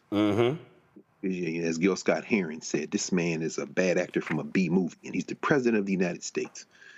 First of all, Mitch McConnell, you can go to hell. This is all on you, baby. Yep. So your little street theater, you can count too, you old feckless bastard. So you knew that the man was going to get confirmed just because you had polio as a child. Look at me. No sympathy for you. Citizens United, you punk. Your friend McConnell, Beer Kavanaugh, you did this. So let's and he did it by not voting to convict Trump. Had he voted to convict, he could have never run again. That's exactly right. So if you think this vote is going to keep you out of hell, let's find out together. Anyway, that having been said, Roland, you really put your finger on it. Of course, many voters who voted for Sanders voted for Trump. And, I understand the argument. Bernie Sanders, who was Jesse Jackson's, the leader of the Rainbow Coalition campaign in Vermont when Jackson ran for president in '84, who has always put class at the center, not ignoring race, but almost always glossing over it. Bernie's an old school socialist, old school democratic socialist with Marxist leanings, and I absolutely understand the argument. I have a lot of friends that way. They will argue that if you don't force the crisis, ultimately you can't get to the resolution. And there's a lot to be said for that argument, but they seem to forget that there are people in harm's way. And those people are going to suffer right now. Now, we're Southerners. Nolan know what I'm talking about. You know what I'm talking about out of Texas, Roland. We ain't got to like white people, and they ain't got to like us for us to pull together and do some things together. We all know folks like that. Right. People who people who would look at us and say, why are you talking to so-and-so outside? Hey, Jim ain't going to bother us. He going to vote the same way. Those are the Jimmy Carter people. Those people are dying now. Most of them dead. These people that Jimmy Carter was able to corral for one last walk in the sun for the possibility of an America. That America died with James Earl Carter, friends. That having been said, what we are faced with now is probably the inevitable. What Mayor Woodfin said about the fact that scientific research in the United States are not competing just with people in the United States, but the world, he's absolutely right. But here's where I think we have a problem. And this is where I think this will ultimately read the death of the United States of America. And Dr. King talked about this when he said that when America dies, the autopsy part of it will read Vietnam. And he also talked about it when he said that, our friendship with Canada isn't based on us being Americans. Our friendship with Canada is based on us being black people and that being the place where the North Star was. The problem we have is we believe in this patriotic myth-making, so much so that even Cory Booker, good brother Cory Booker, will continue to talk about colleagues. I mean, these people are not your colleagues, my friend, just because of where they came out their mother's womb. And they're working on birthright citizenship. And do not believe for a second that that is safe. You better go read that Kim case from the late 1800s where that Chinese guy came over here. And they are really not aiming at the beginning of where you came out your mother's womb, but the second part of that sentence, which is subject to the authority thereof. They might be able to get birthright citizenship, which would add them to the majority of countries in the world, because only about 20% of the countries in the world actually deal with birthright citizenship. Much of it is bloodline. We have never been Americans, and we will never be Americans, okay? I don't care how clever and how brilliant and how remixing Kendrick Lamar can do a halftime show with Stars and Stripes and Uncle Sam can come out, Samuel L. Jackson. You're never going to be an American in the eyes of these white nationalists. To pretend that you are, however, works to their advantage, and I'll tell you why. There are people who believe in this country. I believe the young lady that you talked about earlier with Congressman Ivey, Danielle Sassoon, does. She is a dyed-in-the-wool Federalist Society. She's 38 years old. She has rocketed up to the top of the Southern District of New York, the so-called independent federal prosecutors, and she did it without compromising any of her rock-solid values, Antonin Scalia, and she was promoted in serial Democratic appointed attorneys in New York. She made her advances in AGs who were appointed by the Obama administration, the Biden administration. So this is a kind of ideologue who believes in the rule of law. What you just saw is that these white nationalists, as you said, they don't believe in any law. They're going to purge the very Federalists. This is why John Roberts probably wearing a diaper to work every day, because he's defecating in his pants, because he realizes with Citizens United, you unleashed this beast. You made the mistake of thinking that they believe in this country. They do not, which is why Elon Musk ain't gonna have no beef with China, because they just opened a mega battery factory in China this week. Understand? So it comes down to this. If we're gonna fight these people, we have to understand.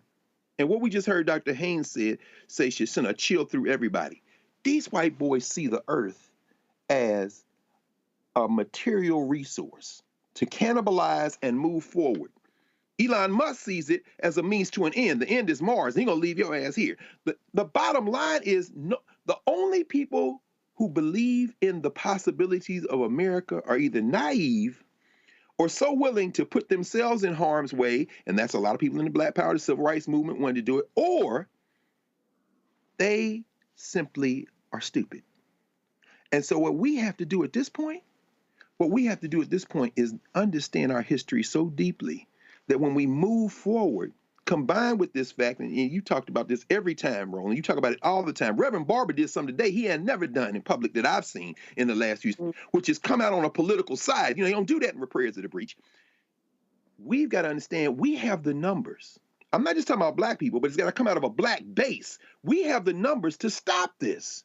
And I don't mean to stop it in a short term only. I mean to achieve a type of vision that a Bernie Sanders or a Jesse Jackson or a Nina Turner, or for that matter, the Congressional Black Caucus actually believe in. But in order to do it, we got to drop this pretense that we're talking with colleagues and comrades. These people are our open enemies, and they are the open enemies of everything except their agenda. They will throw the white people overboard, just like they did with Danielle Sassoon today.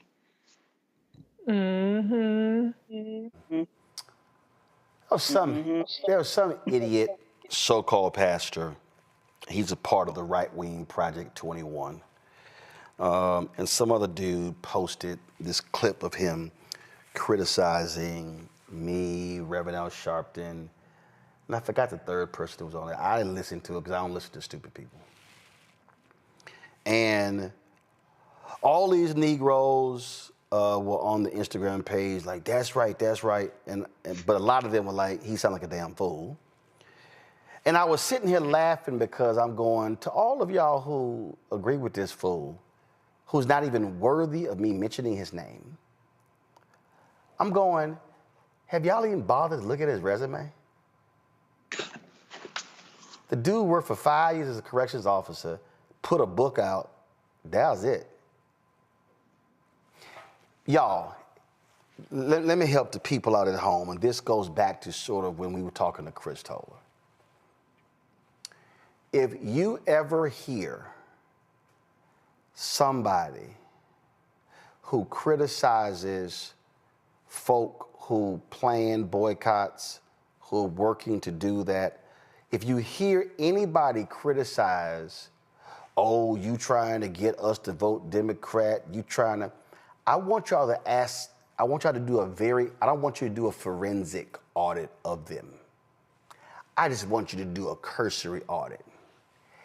Have you ever organized anything? See, y'all, I have a very simple rule when it comes to this show. Folks like, you need to have so-and-so on your show. Man, he understands economics. Has he built anything? Has she built anything? If they're so smart and so genius about economics or education, what have they actually done? What you have out here, and this is what the problem with social media, and I use this all the time. We used to go to the barbershop, and was always those 2 or 3 loudmouths out there who would say stupid stuff, had no facts, but because they could spin a phrase, because they had a silver tongue, we like, yo, man, he making some sense. One of the greatest things about black people is also the bane of our existence. Is that as we have black people who can talk very well, who can enunciate, who can articulate, who it sounds like they are speaking the truth as if they were handed on 2 stones like Moses coming down from the mountain. Not Moses. But then if you actually listen and you fact check what they say, they don't know what the hell they're talking about. They just good at talking. And see, back then, that was the barbershop. We can just go home, okay, whatever. Now they join together with the other crazies on YouTube. Now they on Instagram, now they on TikTok, now they on Twitter, they on Fanbase, they on Snapchat, they on Flickr, they on Tumblr, they on Facebook, they on Spills, Spoutable, Clubhouse, they all over the place. And a lot of us are falling for those false prophets. Because all you actually doing is helping them make a profit. And that's what we're dealing with. So earlier when Greg talked about we've got to go back to what you saw in the 70s and 80s, where you had true black organizing and mobilizing around a series of very specific interests. And I love when these Simple Simon Negroes, you ain't nothing but a tether, which is crazy because I love how y'all think that's an insult. But if you're going to call me a tether, which is a lie, then you're calling Stokely Carmichael a tether. Then you're calling Shirley Chisholm a tether. Then you're calling Sidney Poitier a tether. Then you're calling Harry Belafonte a tether. You're calling Marcus Garvey a tether. See, I love all you anti-immigration Negroes who then act like y'all black nationalists with a conscience, but then y'all skipping over all these black folk who have contributed to the African-American experience who were not born here or whose parents are not from here. Let me help y'all out. While y'all at it, y'all can praise Wes Moore. I guess y'all gonna call him a tether too. Look at his roots. See, this is the stupidity that we're seeing take place across our community. These people don't believe in organizing. These people don't believe in mobilizing. All they believe in is tearing down somebody who is doing something. And I just want y'all to understand, mama and daddy, grandmother and papa and papa and mother fortified Roland Sebastian Martin. I don't give a damn what y'all think. We know what we're doing. We know who we're impacting. We know who we're educating. And what we are facing right now is an existential threat to the future of Black America. And some of y'all think this is a game. It's not. Reese, the time that we spend here, this ain't just, hey, let's just, what the hell, pass 2 hours. No, it is literally trying to warn people what is coming down the pipe. We try to warn these folk, don't play around in 2016 and let this man appoint some right-wing, crazy, deranged Supreme Court justices. But no, a whole bunch of folks said, man, I saw you dancing with Hillary, you sitting there shilling with the Democrats, and guess what? This man has locked the Supreme Court down with some of the most egregious decisions we've seen in the past decade. Then we give this fool a shot to come back to replace 2 of the hardcore folk when we could have voted for Vice President Kamala Harris. And then if Alito and Thomas decide to resign, flip the court. It's too many folk who look like us, who don't know shit about politics, who ain't done nothing, who ain't organized nothing, who ain't mobilized nothing, and all they doing is sitting around, and some of our folk listen to these charlatans say, you ain't gonna get nothing for your vote. I don't know why you gonna sit here and vote. That stuff ain't gonna do nothing. When Reese, you ain't never seen a white person in a so-called leadership position tell white people, y'all need to stay at home. Y'all don't need to vote. They ain't gonna do nothing for you. They ain't never done nothing for you. Y'all just need to go ahead and ignore election day. Only loudmouth, ignorant Negroes say that bullshit. Clock it. Let them know. Because the reality is, you do not have white people telling white people, just stay home. Don't worry about it. Nothing is going to change. A lot of white people don't believe anything is going to change, but they're not believing that because people are telling them that. So the reality is that we have a segment of the population that is all about chaos. But the allure of these charlatans, as you put it, is that they allow people who really don't want to do shit but sit on their ass and be checked out and disengaged. They allow them the allure of feeling like they have the moral high ground, that they are the ones who have it all figured out. And those of us who are actually activated and engaging and trying to do a little something to move this place forward and protect the gains that we've made that have been hard fought, that we're the ones who don't really know what the hell we're doing. So that's why it's so attractive. That's why disinformation is so attractive. That's why these people are so popular, because we have a lot of people who are lazy fucks, but they don't want to just own it and sit in and be like, well, I don't want to vote because I'm lazy. I don't want to vote because I just don't know shit. And that's just too much work for me to listen to somebody who knows what they're talking about. And so for those people, yes, let's have somebody come and tell me I'm the one who has all the answers, Sway, and I'm the one who's figured it out. And that's the problem that we have to get over. We have to get over the way that we have been targeted in our community by these chaos agents, which, by the way, are funded by right-wingers. If you look at Follow the Money, okay, as well as they benefit. They have profit motives. They sit on YouTube and all these other channels, which they get paid for to get the subscribers, and they get rewarded for this chaos that they're injecting. And we're the ones who are stuck in these communities that are not advancing because the census was stacked against us, because of gerrymandering, because of them using DEI as a pretext to get rid of our civil rights infrastructure.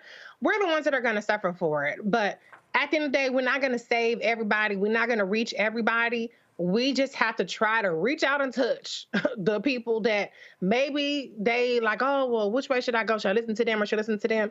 Maybe we can do a little something to try to reach those people. But everybody ain't gonna be with the advancement of our community, because there are a lot of people who just don't want to lift a finger. And even something as simple as voting is asking too much of those people. That is the problem that we are consistently faced with. We don't want to fight for enough as a whole community that has the capacity to make change. Let me be clear, Nola.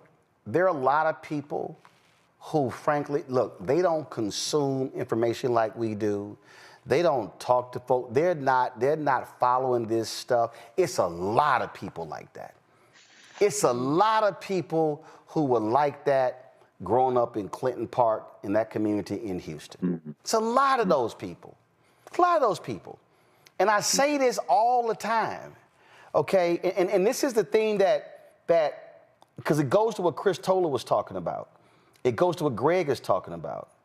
What I need black folks watching to understand, and I need the black folks who are watching I need you to share this and spread this to folk who are from the age of 12 all the way up to the age of 40. I'm being specific for a reason. Let me say it again. I need everybody you got to spread this from 12 up to the age of 40. Here's why, Nola. And we don't want to think about this. This is February. My dad is 78 in April. My mom is 78 in November. Amen. My wife turns 60 today. Happy birthday. I'm 56. Happy birthday. So here's what I need people to understand. My parents' generation, they are tired. They are retiring. What a lot of us who are in our 50s and 40s and 30s and 20s don't understand is that generation put in the work. They were the poll watchers. They were the precinct judges. They were the NAACP chapter presidents. They were the ones who showed up with picket signs. They were the ones who worked phone banks.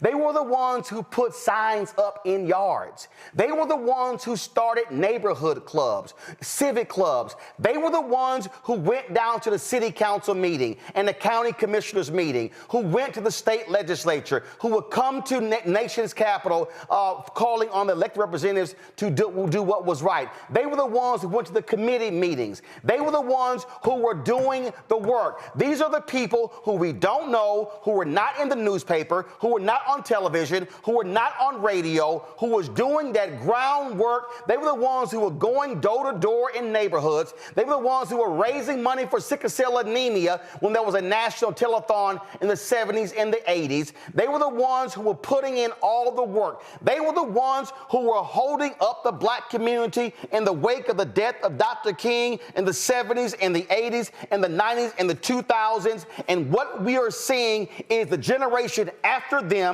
and the generation after them and the generation after them are not doing their part to hold up the black community, because you know what? A lot of us are 26 and 28 and 32 and 40 and 45, and we're saying today, I'm fucking tired. I'm tired. But you're not tired of going to brunch on Sunday. Come on now. You're not tired of taking multiple vacations a year. That's right.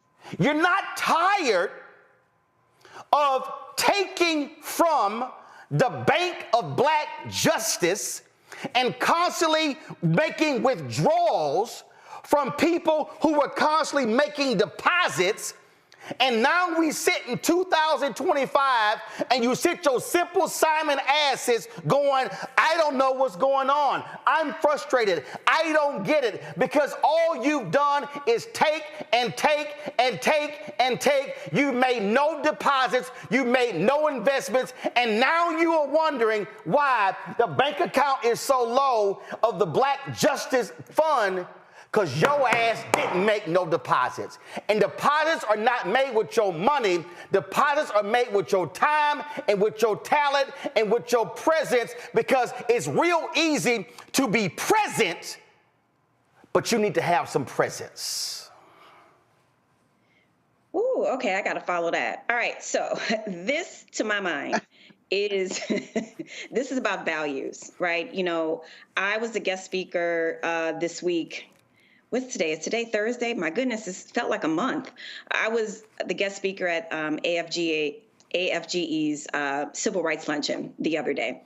And I told this story about how my mother and father met at LSU on the satellite campus in New Orleans. And one of the things that drew my mama to my daddy was the fact that he had this Black Panther mystique. Like, he would wear all black. You know, he had come back from Vietnam and he just had this swag, right? And so I grew up in a very civil rights, SNCC, student movement environment, right? I grew up in an all-black city. I went to private school, but it was a Black private school, and it was off the hook. You know, like our teachers were no joke. You know, Black history was all day, every day. So in terms of, you know, I agree with you about, I'm gonna use the word apathy again, in terms of what we're seeing from generations that get younger and younger, but also you got to wonder what was happening in the homes too. It makes me remember this conversation with Obama about this post-racial America. And I remember being one of those people on the other side saying there is no such thing. And as I still sit here, still, you know, having the kind of prophetic eye to be able to see beyond the veneer, at that time, people didn't want to hear that. So we are having the people that, yes, all they want to think about is going to brunch with the grass on the walls. I wish we lived in a country where all we could think about is going to brunch with the grass on the walls, but that is not the reality of the country in which we live in. So, when I engage with young people, even when I ask my own students, how you feeling, how you doing with everything that's going on? We're right in the middle of things. We're in DC. They don't want to think about it. They don't want to engage in the messy politics. They just kind of want to do their work, put their head down, and hope that things will work out. Right. And I think that's kind of like the overall feeling with a certain age group, is to put your head down and think and hope that things will work out. Because to your point, Roland, they have always worked out since they've been on the planet because of the people that came before them, the sweat equity that came before them, the people that were put in jail before them, the people like my father. He had to fight for years to get an honorable discharge from the Air Force because he got into it with a very, very racist commanding officer in the Air Force. And so it's these very real things. My grandfather having to escape rural Louisiana because him and his twin was about to get hanged. People aren't coming from those narratives any longer, and they just want to go to brunch with the grass on the walls. And I'm not going to sit here in front and be like, I don't like doing the same thing. You know what I'm saying? Like, I wish we lived in the country where that's all we could focus on. I just want people to be engaged and understand what's at stake. And because I do spend a lot of time with young folks, that exhaustion, they're thinking about all the things that they had to go through with school shootings and all these things. And the last thing that I want to do is play oppression, Olympics about the things that I had to go through as a 40-something or the things that parents and grandparents had to go through. For them, they live in a country where they shouldn't have to go through those things. And that's the lens. They are thinking, I should not have to experience any of those things because the people that came before me told me that I was living in a post-racial America. My parents told me when they put me in that white private school that I was living in a post-racial America, and all I had to do was focus on getting into Harvard or getting into Howard so I can go to brunch with the grass on the walls. I want to say two quick things. I am really worried about this Trump over America moment that we are living in. It is really disheartening to me as, someone, I'm not just a political scientist, just because that's what my degree says. I really am a student of history and politics. And when I think about those brave Republicans regarding Richard Nixon, you know what I figured out today, Roland and Greg, as the historian here? They weren't brave. You know what it was? The evidence was irrefutable. That has been the problem from day one with Trump. The things in which the multiple crimes that he's committed, it's been too challenging and too difficult to explain to the public. What Nixon did, that man was on tape. It's that. There has not been a situation yet where the case has been brought to the American public that was irrefutable. That's one thing. And the last thing that I will say to Reese's point about misinformation and disinformation, I firmly believe that conspiracy theories is the philosophy for the lazy. It is so easy. It is so seductive to believe in conspiracy theories is true because it's too hard to know the truth. And that's all I have to say. For the folk who don't understand this, is there an issue with going to brunch? Nope. Tomorrow, I'll be in San Francisco, NBA All-Star Weekend. A lot of people were just in New Orleans Super Bowl weekend. Next week, in Los Angeles, NAACP Image Awards. These things happen. But let me remind people, black folks in the late 1800s, 1900s, Robert Abbott's Chicago lead, Chicago Defender. You know what we did? We went dancing on Friday and Saturday, went to church on Sunday. Black folks, during Jim Crow, had parties, had get-togethers, had clubs, drank, smoked, ate, had fun. But they also understood that partying doesn't happen 7 days a week. Greg, they also understood work still has to be done. And what I'm saying right now is not, oh, you calling out young people. No, I'm calling out anybody who believes that their work is done. I'm calling out anybody who believes that, oh, I can just check out, I can just rest. And let me be real clear, rest is good, rest is important, meditating, relaxing, all those things are critical, but it can't happen for 3 months, 6 months, a year, 2 years, 5 years, 10 years, and then go, okay, let somebody else do all the work. Greg, to Nola's point, she's absolutely right. Thank goodness I didn't have parents who said that stupid stuff to me.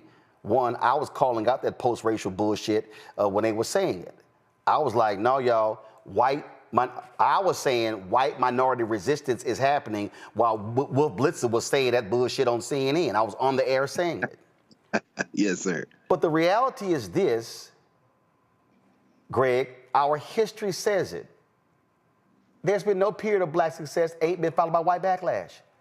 So anybody who's raising their kid, their black kid, their African-American kid, their black immigrant kid, who will say that the America that used to be is not the America today. Oh, there have been some changes, but don't think for a second that that America has been completely eradicated, erased, because no, it is trying to come back, roaring, fast as all get out.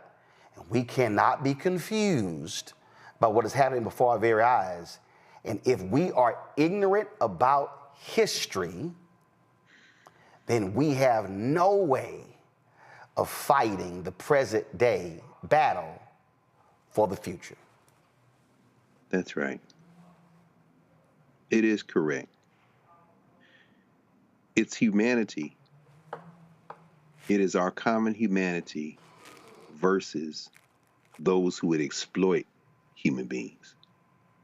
If that seems overbroad, it's because it is hard to get our minds around the things we've been socialized to believe are real, that are only real because we give these concepts our power. One is the concept of the nation state. You know, that region of the country that you all are from, that Gulf region, Louisiana, Texas. Every time I go to New Orleans, I'm reminded that city and that region has more in common with Haiti and Jamaica than it does with Iowa. Because it is a Latin-based city. The Africans who were there, the indigenous people who were there, they didn't speak English. This is one of the reasons why, you know, I kind of depart with my friend and colleague, Nicole Hannah-Jones. This isn't a 1619 project.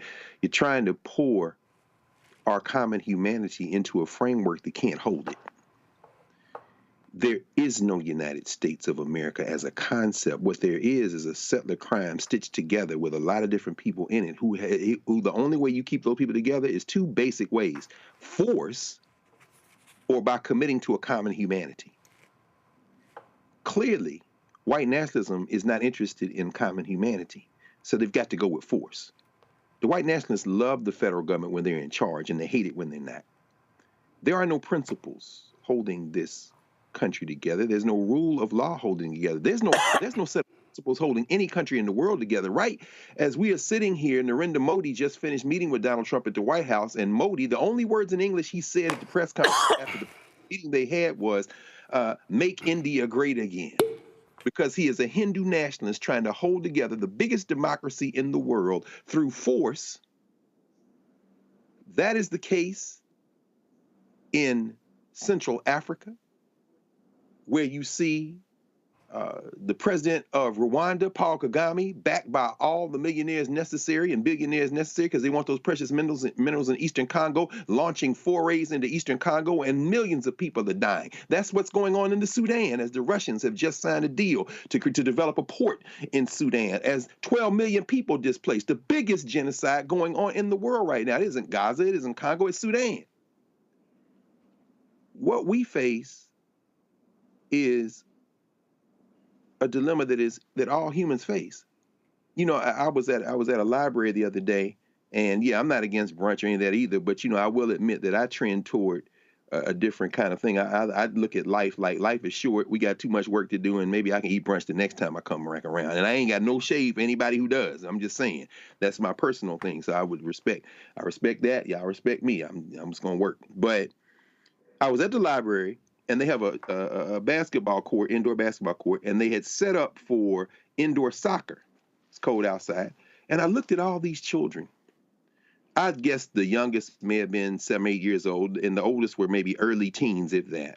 And they were in there laughing, probably about 40 or 50 kids in there, just, kicking the ball, and the other ones standing around watching. All of these children would be classified by a white nationalist or a blackface nativist as immigrants. And I asked myself, who could stand against a child, J.D. Vance? Your own children came out the womb of a woman who was born and raised, who's from India. Who can stand against a child? I tell you, can stand against a child. A chinless, self-hating, deeply insecure, fear-driven white nationalist like Junior Varsity Vance or Stephen Miller. A person who has failed at life and continues to try to justify that failure by projecting their self-hatred outward. Like, well, I'm not going to name any names. You fill in the blank. But at the end of the day, we have a choice to make. Are we going to stand and say we are human? And as African people, we have values, we have cultures, the various cultures that have blended together and formed their way into a resistance, into an identity, that while we don't share the same identity exactly, we have a common identity that is global. I'm sorry, you blackface nativists. And you people who really don't study history as much, you probably ate a little bit too much brunch as you glossed your way over to whatever hot take you just vomited out on social media, thereby proving you haven't studied much at all. When you pick a flag or a place you came out your mother's womb over our common humanity, you have demonstrated that you are incapable as yet of any form of leadership or representation for the rest of us on this ball we call Earth. The Chinese aren't our enemies. The Russians aren't our enemies. And there will be people who say they are, but that's because you're picking a flag and you're picking a territory. And guess what? The people who are in those places who call you their enemies, they aren't the rank and file people. They're the people who play a game called, I'm going to exploit these lines for my individual benefit, whether it be Vladimir Putin, Elon Musk, Donald Trump, or anybody else. They are all the same. And in history shows us that they do great damage, but ultimately they fall. And this country ain't no different than any other country in the world. It will dissolve because they come and go. The only question is, how are we going to survive so that we can build something better when whatever it comes next comes next? Folks, this is why it is critically important for you to watch this show, to share our videos, to contribute to us, to pass the word on, because the conversations that we have here are not happening. Not just in mainstream white media. It's not happening in black targeted or black-owned media. It is not happening at all at BET. BET got one news show that airs 1 hour a month. You know what we do? 40 hours a month, just this show. It's not happening. Ebony is basically an Instagram page. It ain't happening at Essence, at Black Enterprise, at Blavity. It ain't happening. The Griot, they done laid off all their people, buying out, laid everybody except 4 people. We have to understand that black people got to this point because of the black press, because of black newspapers and black magazines. That was not social media. That was the Chicago Defender, the Pittsburgh Courier. There was the Memphis Tri-State Defender. There were black papers in Arkansas, in Texas, in Mississippi, in Alabama, in Florida, all over the country, the Pittsburgh Courier. That's how we got here. We are not going to be able to mobilize and organize if we do not have the information first that educates us, that enlightens us, and informs us. And that's why black-owned media is so critical. Yes. For all y'all understanding, and I've had people come to me who, hey, they wanted to buy an equity stake. Hey, what can we do? You should do a raise. Let me explain to you what then happens. And I'm not against that. But then that means that their business interest may be harmed by what I say. And then they might say, man, do you have to go so hard on that? The reason we can do what we do here, because there's one owner with 100%, with freedom and the flexibility to do what we do and to book the people that we do. I've had people say, I don't know why you got that cussing woman Reese on. I said, she gonna be back next week. Man, you got that dashiki wearing brother Greg Carr. I said, he gonna be back in next week. And even though she can't cook gumbo, Nola gonna be back next week. Point I'm making here is this here. Y'all don't understand. Robert Abbott could not do what he did at the Chicago Defender if black folks didn't buy the paper. Shalata Bass couldn't do what she did in California if they didn't buy the paper. John H. Johnson couldn't do what he did with Ebony and Jet if they didn't buy the magazine. We ain't asking you to buy nothing. We are asking you to support, to make sure that we don't have to answer to somebody else telling us what to do. And also, and I don't have to address it, I have before, all of y'all Simple Simons who actually think that if a campaign actually takes out political ads and you think I'm not gonna call them or their party out, you should get drug tested. Because the philosophy here is the same for everybody. If you do good, I'm gonna talk about you. If you do bad, I'm gonna talk about you. At the end of the day, I'm gonna talk about you. Reese, Greg, Nola, I appreciate y'all being on today's show. Thank you so very much. Folks, if y'all wanna support the work Club, your contributions are critically important to our work, not just this show, but the network. Speaking of that, folks, I want all y'all to stay tuned because coming up next, you're going to see a new show that we are launching. It's called The Other Side of Change. It's Jameer Burley, Bria Baker. We're going to stream that right after I get done here. And so I told y'all we got more new episodes of The Black Table coming. We got Balanced Living with Reverend Dr. Jackie Hood Martin. We've got other shows that we're developing. This is about creating a news and information network that covers the things that matter to us so we're not having to sit here and say, I ain't know about that. I wish I knew. I wish somebody would have said something. Why don't we know about that? Well, guess what? This is what we do every single day, and we're not apologizing to anybody for it. And so if you want to, so the goal is very simple. We want to get 20,000 of our members contributing on average $50 each. That's $4 a year. That's $4.19 a month, 13 cents a day. If you can't do that, we understand. It doesn't matter what your contribution level is. It doesn't matter. If you could contribute more, that'd be great as well. I'm literally sitting here and I've got checks in front of me for $50, $25, $10, $5, $100. Somebody sent us 10 $1,000 cashier's checks, and I appreciate that. I'm literally depositing this right here. So we do electronic. We also do it checking money orders. But y'all, Gil Scott-Heron said the revolution will not be televised, but it will be streamed. And I'm telling you right now, we got to have information that's factual and correct. Contribute via Cash App using the Stripe QR code. It's right here. If you're listening, go to theblackstarnetwork.com. If you want to contribute cash or checks, send your check and money order, P.O. Box 57196, Washington, D.C. 20037 7-0196. PayPal, R. Martin Unfiltered, Venmo, RM Unfiltered, Zelle, Roland at RolandSMartin.com, Roland at RolandMartinUnfiltered.com. Be sure to download the Black Star Network app, Apple phone, Android phone, Apple TV, Android TV, Roku, Amazon Fire TV, Xbox One, Samsung Smart TV. Be sure to get our gear, get our shirt, hashtag, we try to tell you, FAFO 2025. Also, don't blame me. I voted for the black woman. Get that merchandise and the network merchandise at RolandMartin.creator-spring.com. The QR code there as well. Also, get my book. All proceeds go right back into the show. White Fear, How the Browning of America is Making White Folks Lose Their Minds. Get it at bookstores and online. You can also get the audio version that I read. And don't forget, download the app Fanbase.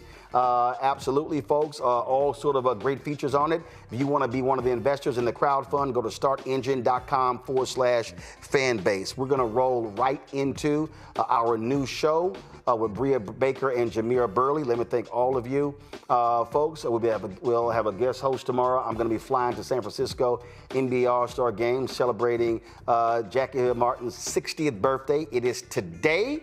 That's right. This is when we were in Jamaica. So she is a Delta and a Lynx and all that good stuff. Y'all go on social media. Wish her happy birthday. Folks, I will see y'all tomorrow. Holla!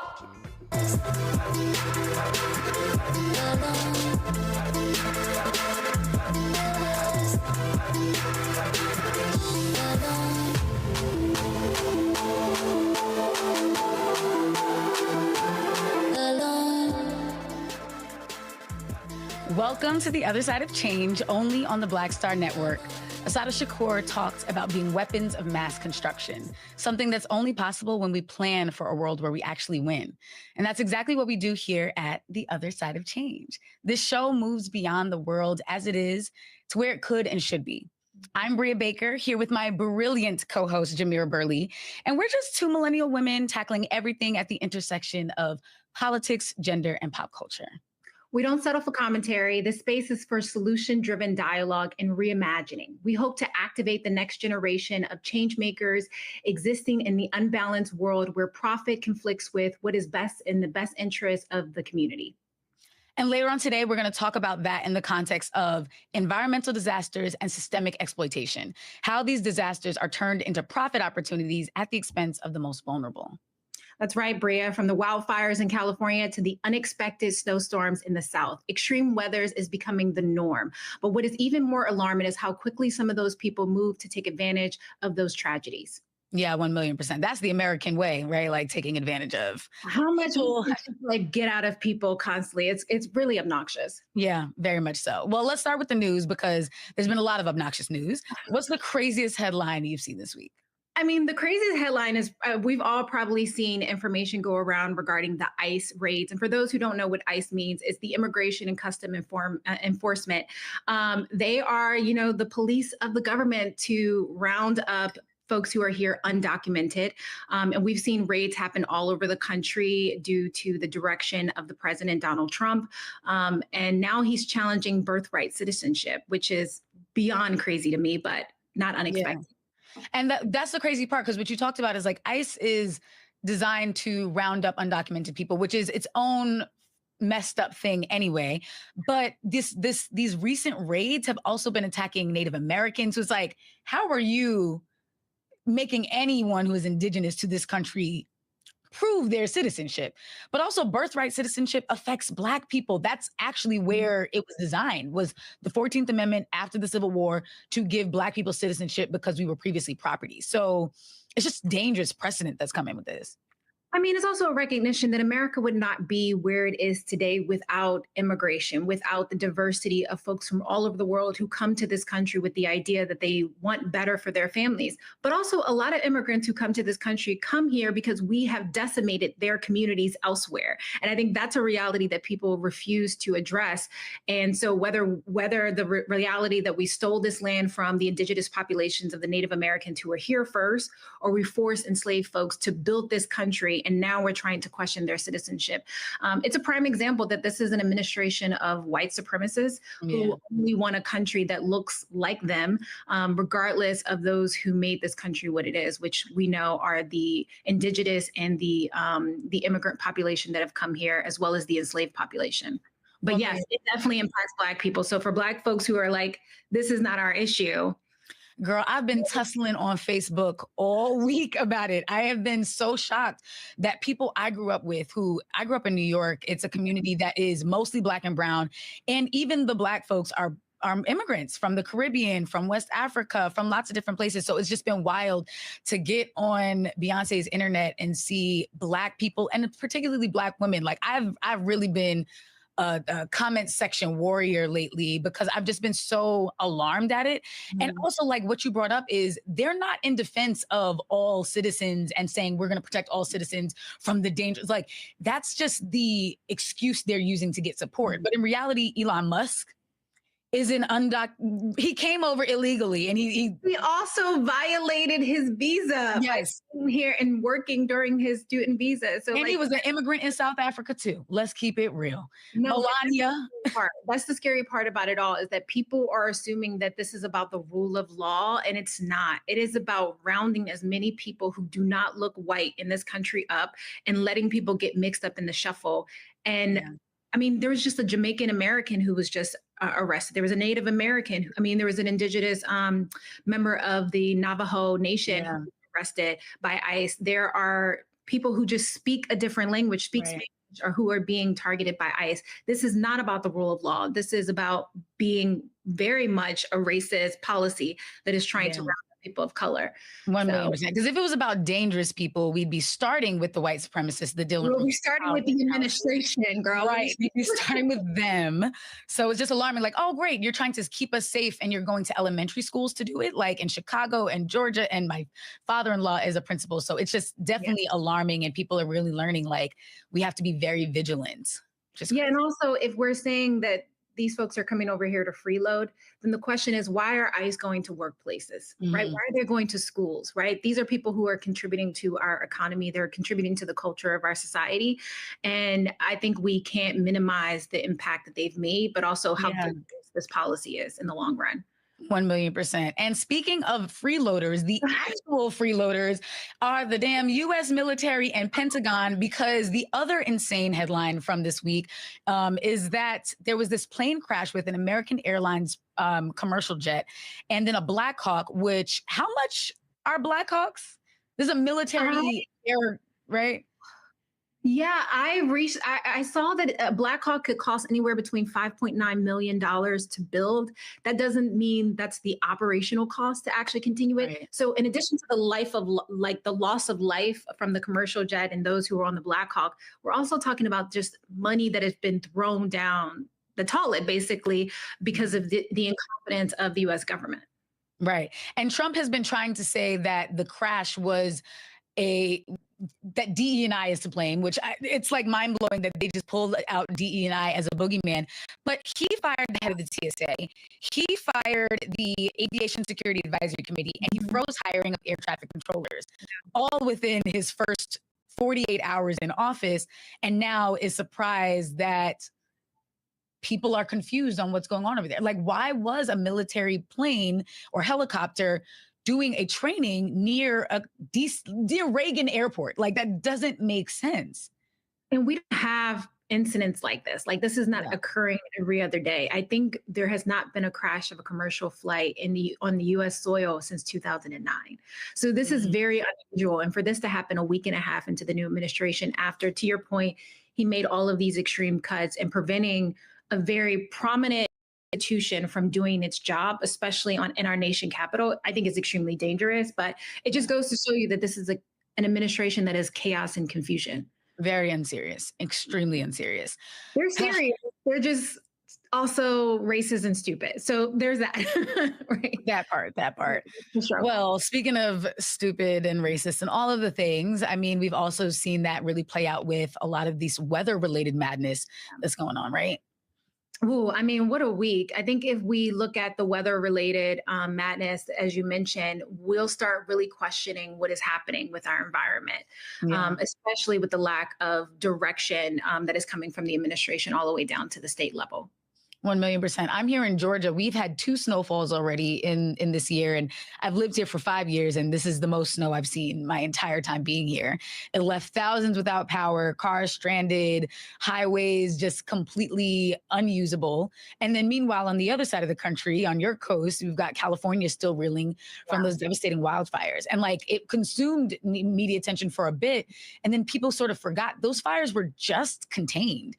And that's even scary. And when they were contained, it was just in time for this huge rainfall that was threatening like floods and mudslides. So it's just been feeling very apocalyptic. Yeah, and it's the same story every single time. Like, too often we look at these incidents in very isolated moments, right? The wildfires or the snowstorms that are happening in Atlanta. I didn't even know Atlanta could get snow. So seeing some of the images reminded me of like the 90s in Philadelphia when we had these huge snowstorms. So the idea that the South is now experiencing these extreme weather threats, I think is really, really devastating, because all of the families that are losing right now, right, because of the lack of government assistance and the lack of government direction that is preventing them from being able to properly prepare for these type of devastations. Yeah, 1,000,000%. Even what you just talked about, because again, growing up in New York, I'm used to big snowstorms, like 2+ feet. Atlanta got like 3 inches both times, but it's the lack of infrastructure. There's no support for actually getting out there, clearing those roads, making sure that people can get around safely. But then you're still mandating that they're coming into work. They're keeping people from working from home. There's no public transportation investment here, which is also by design. So it's very alarming. And I feel like that's what we're going to unpack today, is how these disasters expose those systemic inequalities and lead to what's known as disaster capitalism. And I mean, I don't love to give a white woman credit for coining something, but I do think that Naomi Klein did coin the term disaster capitalism in her book, The Shock Doctrine. And so we're going to get into that. And this segment is where we're going to pick apart the headlines, though. What are they getting right? Where are the gaps in news coverage? And Jameer, you and I can offer these headlines. Yeah, mostly what they're getting wrong. What they should be, right? Like, let's remix some of this and be like, yeah, revise, cross that out, white out, all of that. Yeah, that's so true. I think the one that really stuck out to me is there's one headline that came up in CBS News that said, for many who lost homes in Los Angeles fires, insurance won't cover entire costs of rebuilding. The reality is those insurance companies have been taking premiums from those families for decades, right? Requiring them to have insurance. And now all of a sudden they are picking up, closing up their wallets and leaving the state without any repercussions. And so that for me just goes to show you that this is a prime example of like, just, the transfer of wealth and in the lack of government accountability for those insurance companies who were required to operate and now all of a sudden are not, fulfilling their end of the bargain. Like, I want my money. I would want my money back if I've been paying into these premiums for years, only to be told that actually you're not getting anything. Or you're not getting, it's my money and I need it now. Like, for real. That's exactly where I'm at. I think it's just also, as you said, yourself from I'm aging myself, JG. But actually though, it's like insane for you to collect the money and then be like, what money? You rebuild, huh? Like, sorry, I'm somewhere on vacation. It's also been alarming because there's a death toll. And I think there's been a lot of attention on property destruction, rightfully so, because people are losing everything.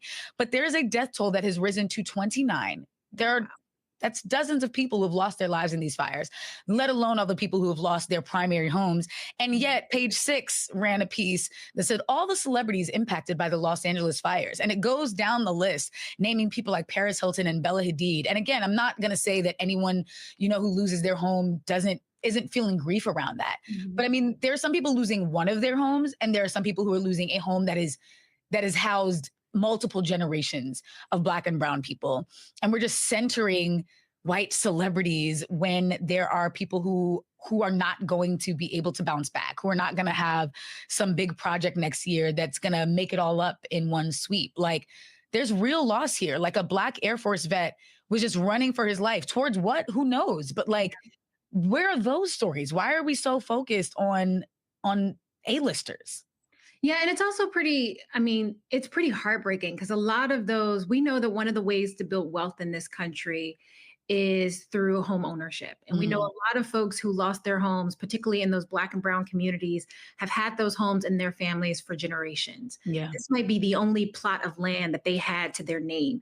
And to watch them lose their homes and the lack of coverage of that, but then more importantly, seeing all those folks who are trying to come in and sweep in and buy those homes for pennies on the dollar, it sucks, right? Because now not only are you out of your home, you can't even go to work. Right? What is your children's schools may be non-existent. Right.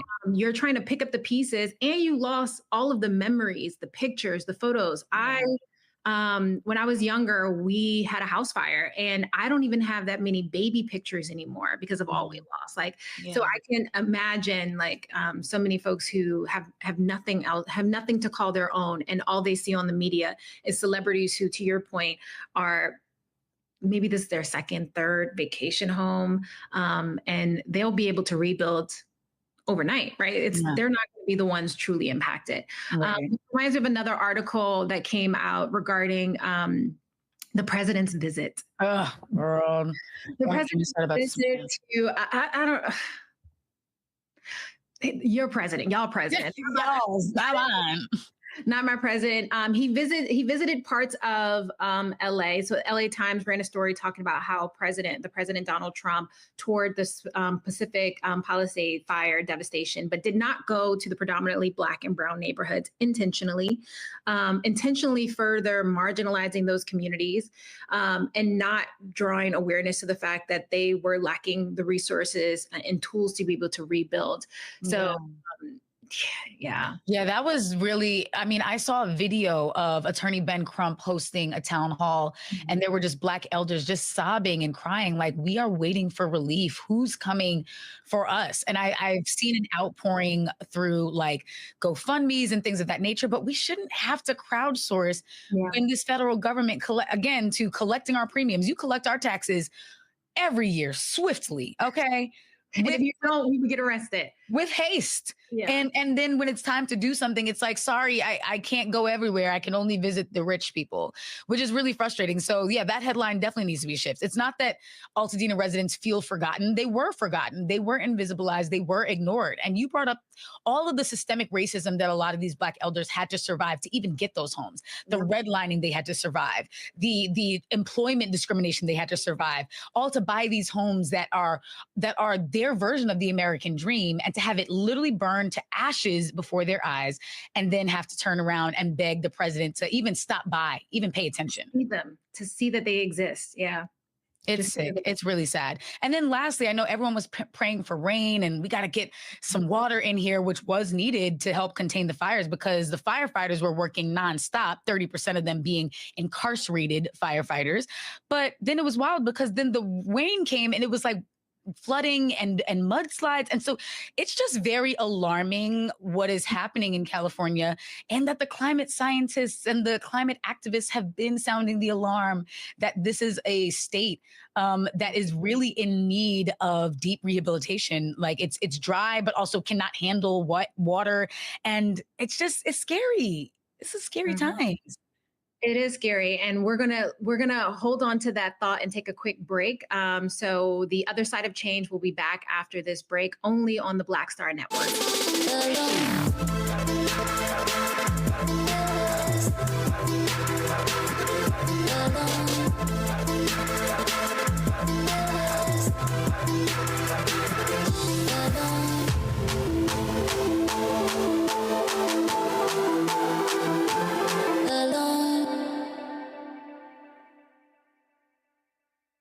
Hello, I'm Isaac Hayes III, founder and CEO of Fanbase.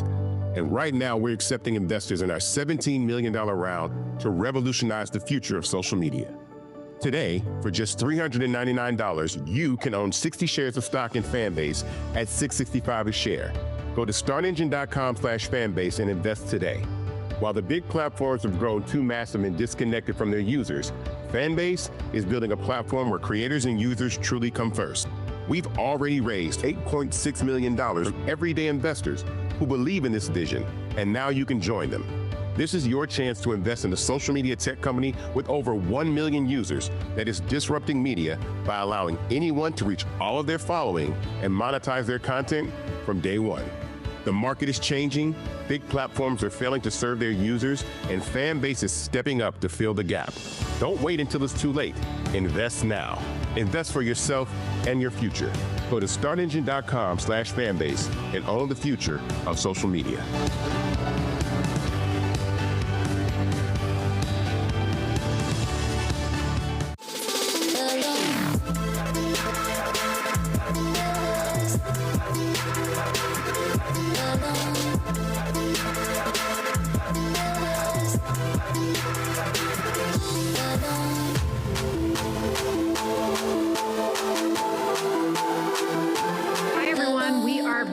on the other side of change, only on the Black Star Network. You know, before we took a break, we were discussing the LA fires, but also the climate that is happening all across the country, the extreme weather that we're seeing both on the West Coast where I'm at, but also on in the southern side of the state and the southern side of the country where Bria is. And I want to talk about disaster capitalism, which you brought up earlier in the show. You know, disaster capitalism thrives on crises. Landlords will hike up the prices, corporations will buy out and burn down communities, and longtime residents are now displaced, right? They have nowhere to go to be able to rebuild, to recuperate what they lost, or even to find a safe place for their families to sleep. Many of these folks are either sleeping on their loved ones' couches, are finding brief rentals. Some of them are sleeping outside or in their cars. So it is extremely, extremely dangerous times. And one stark example of this is the hands-off, I don't know why. Altadena movement that is happening in California, where families are fighting back about these predatory investors that are coming in, trying to swoop in and take up their properties. What are you hearing from folks? Yeah, I mean, disaster is big business, unfortunately for us. But yeah, I have a few friends who, you know, my good friend Kimberly Bolton, her family has lost 6 homes in that area because she has a lot of aunts, uncles, parents who are all living in the same community who have done that for safety, who is saying, let's build community with one another, live close to one another. And now we had to all watch our houses burn with one another. And it's really scary. It's heartbreaking, but it's also inspiring because these communities are resisting, they're resilient. It's a reminder that resilience is not just about the rebuild, but about making sure that people know Altadena is ours. You can't take what is rightfully ours. And that has been beautiful. Another person is Blair Imani, who is the creator behind Smarter in Seconds. And she is also a beautiful author. Her family lost some homes there as well. And so they have multiple generations, nieces, nephews, uncles, grandparents, all staying in the same home as they wait for a rebuild, which who knows how long something like that actually takes. It takes years. I mean, if anyone has ever seen anything built anywhere, right, you have to go through all of these governmental red tapes. You have to, one, be able to hire the staff to be able to do this. And when you have this much devastation, to your point, we don't know how long it's going to take. I also think it's really important to note that many of the folks, particularly in those Black and brown communities that lost homes, these are people, consider even Blair Imani, these are people who are providing services and resources to other people. Like many of them lead organizations and nonprofits that do services to those communities. So those nonprofits and organizations are also feeling the impact of that. And this is not just about housing, right? This sits at the intersection of race, class, climate justice. What happens when rebuilding efforts excludes those people's, those stories and those communities from being able to fully be able to thrive again, especially as they're dealing with like these predatory investors that are like whispering in their ear, telling them, hey, you know, if an insurance company leaves your state, maybe you should sell. What? Like, that's not how it should. They should have never been allowed to leave in the first place. 1,000,000%. And I think the scariest thing is like, if that's how bad it is for people who are homeowners who own the land that the house sat on, then imagine for those who are renters who don't own any of their housing, who are at the mercy of the rebuild of the developers and the management buildings who own their spaces, or even for people who depend on these spaces for employment.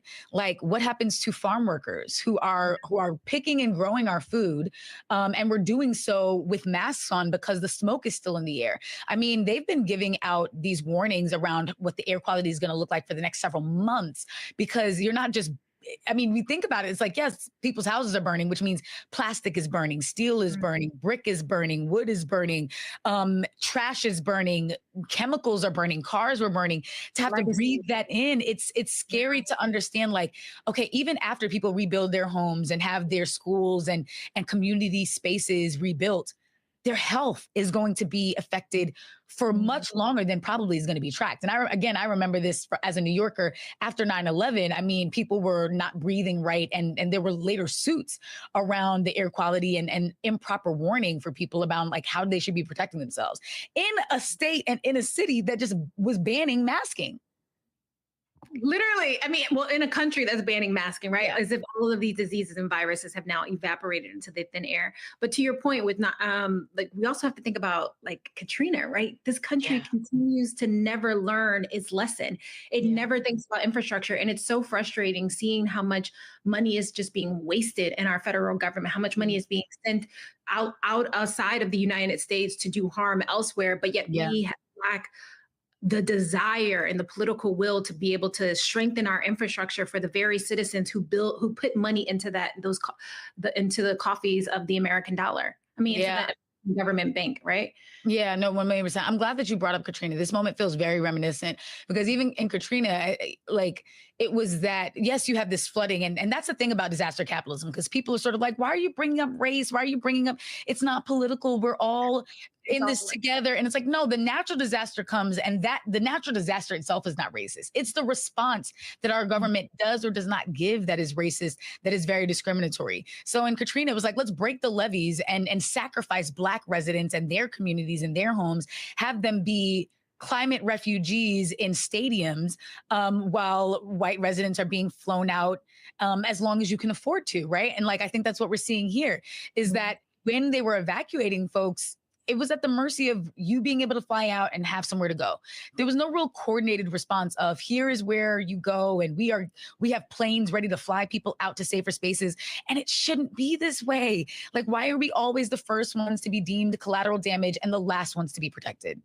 Yeah, I'm trying to stop myself from crying because I just remember the images from Katrina of people like standing on their roofs and on top of cars and like waving signs, and they went days without fresh water, like days in a country that literally has sent people to the moon, right? Like we can't get water and food to folks who are suffering. Reminds me of Kanye West saying, you know, George Bush doesn't like Black people. That was some of his best work. The United States government doesn't like Black people. No, truly. We need that Kanye back because we need truth tellers right now. We need people to say it. And I feel like what's frustrating, I miss the old Kanye straight up. But no, actually, and what's scary is like we have 1 million documentaries and books and exposés and investigative articles explaining just how much the government failed Black people during Hurricane Katrina. We're what, like nearly 20 years out from that.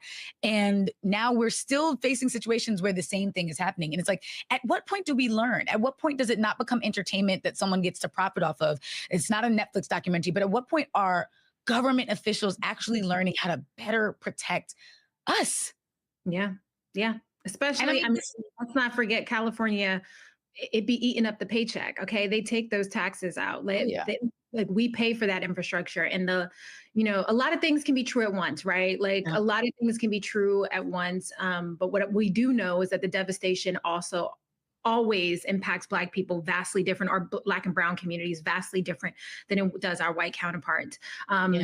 You mentioned books. I just finished right before the LA fires. If anyone has ever heard of Octavia Butler, phenomenal writer. And for years, I was afraid to read Parable of the Sower. I heard so many stories about it. And to be honest, since COVID, I just haven't been able to, what I think is like trauma porn. I'm not saying that about this book, but a lot of like books where the reality is just too hard. I can't consume it.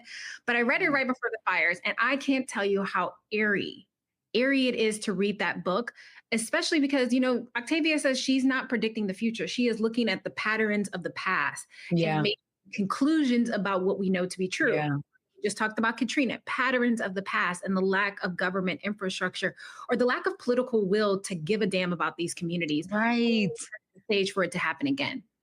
Yeah, that's the part. I really appreciate her saying that. Like, I'm not actually predicting the future. I'm just putting our current problems 30 years into the future and saying, what happens if we let them persist? And so the challenge is like, I mean, if y'all were reading the book back then, we could have avoided some of this stuff. Like, I read the book, I read the book last year because the book begins in July 2024. And I was like, you know what? Let me read it on timeline. And it was so eerie and strange to be like, why is so much of this so spot on? Down to there being a president running for office talking about making America great again. And she's bringing that up because that's what Reagan was saying. So it's like we've allowed that to shapeshift and transform and evolve into Donald Trump when we could have nipped it in the bud and cut it at the knees back then. And so it's just frustrating to realize, like, in an ideal world, Octavia Butler would be considered outdated work. Like, oh, that was before Al Gore. That was before we were serious about climate. But we didn't. We got Bush and everything else that comes after that. And it's like, this is what happens when you let the problem persist. So it's America's a masochist, as far as I'm concerned. We like the pain to the extent that we want to experience it over and over and over and over again, and then look up and be like, well, how did this happen? Yeah, it happened. Actually, we let it happen. But hopefully this time is different. I mean, we're seeing communities pull themselves together much faster than our government is acting, and I think that is giving me hope, especially at a time where it feels like so much of our country is divided across political lines because of just the hate that is running rampant. Right? Like if we're honest with ourselves, at the core of the decisions and the political decisions that people are making, it's rooted in hate. It's rooted in discrimination. It's rooted in racism, and it's playing out across a multitude of ways, including how our government responds to the climate, climate impact. But one thing about climate is that it's eventually going to impact all of us, right? It's no color. It sees no social economic class. You might be able to respond differently after it happens, but when that storm hits, when the fire starts, we're all at the mercy of its natural direction. So all of us. And so hopefully we learned the lesson that Octavia was trying to teach us, which is that community is the only antidote. We have to keep one another safe. We have to stop thinking about individualism and actually move to a place where we recognize how interdependent we are. So I'm excited to dig into that. And we have a good guest later who we're going to talk to that about. But before we bring him on, let's go to a break again.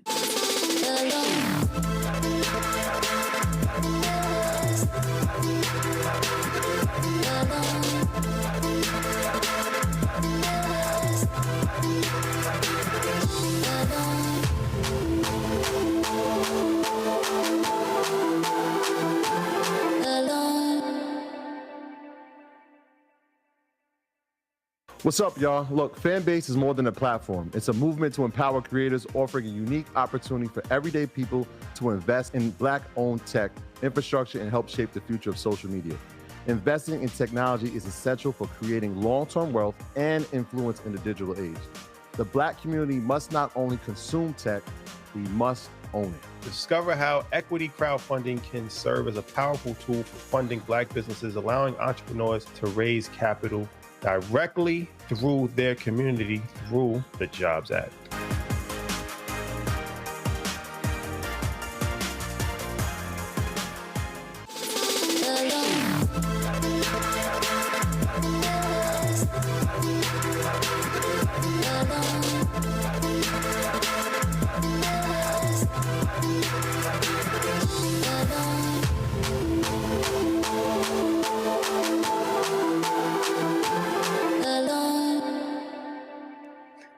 We are back with The Other Side of Change, only on the Black Star Network. So before we went on break, we were talking about the climate implications that are happening all across the country. And to help us understand this moment from a bird's eye view, we have our friend and colleague, Dorian Paul Blathers, to help us really discuss and get into the nitty gritty of this. Dorian, is not only a handsome man, but he also is very qualified to talk about this issue. He is the former Deputy Chief of Staff for Operations at the Environmental Protection Agency, the EPA, and entered this role with a decade of experience of electoral and issue-based campaign politics. Dorian previously served as the Public Engagement Program Officer for Climate Action Campaign, and he is now the CEO and founder of Good Rebel. Welcome to The Other Side of Change, Dorian. Thank you for having me. It's good to see you, Jamira, and Bria. Thanks for inviting me into this conversation. Yes, I'm so excited. And I feel like we got a good freckled light-skinned sandwich for you, Jamira, too. I know. I'm really happy to be in. We appreciate it. Dorian, I was chatting with you during the height of the LA fires. And I say height, it's still going on, unfortunately. But I remember you showing me like the outside of your balcony. Can you tell us a little bit more about like your experience of what is happening, one in LA, but also what is happening regarding climate change in general across the United States, but also the world, right? We just saw the US pull out of the Paris Climate Agreement. So what are those implications that you're seeing? Absolutely. It's fascinating that this all just happened 2 weeks ago. I remember the night of the the night that we had that conversation, I was on my balcony, and at this point, the Palisades fire had already been burning. The Eaton fire, where the community of Altadena is, was also burning. But we saw with those extreme wind events, those Santa Ana winds that come in off the mountains, there were literally little fires everywhere all across Los Angeles County. I live in Thai Town, which is just on the edge of Hollywood, and a very popular hiking destination that some of your favorite influencers hike all the time caught on fire. And that is right here in the heart of Hollywood. We had a fire situation where nearly 100 acres were burning. But for the first time, I had to consider what it would be like to actually leave my house, to have a go bag packed and ready to go. I could see a small orange glow that began to increase in just a matter of minutes. And funny enough, I was actually hosting friends from other parts of the county that were escaping fire to only have to, evacuate here from Hollywood, and find another place to go for the night. But what I realize is that, we are in the climate collapse. So for climate activists and organizers like myself who have been talking about these issues as something that is looming or something that is coming, it is absolutely here, and it's been here, and we're going to see that happen. As you stated earlier, in communities across the country, these extreme weather events are becoming more disastrous. And it's so important to contextualize that it is Black and brown communities that are often hit first and worst. And I'm not just talking about, physical property in space. I'm talking about the impact of the fallout of these disasters. There's certainly loss of life that we're seeing. The highest number of casualties came from Altadena, right?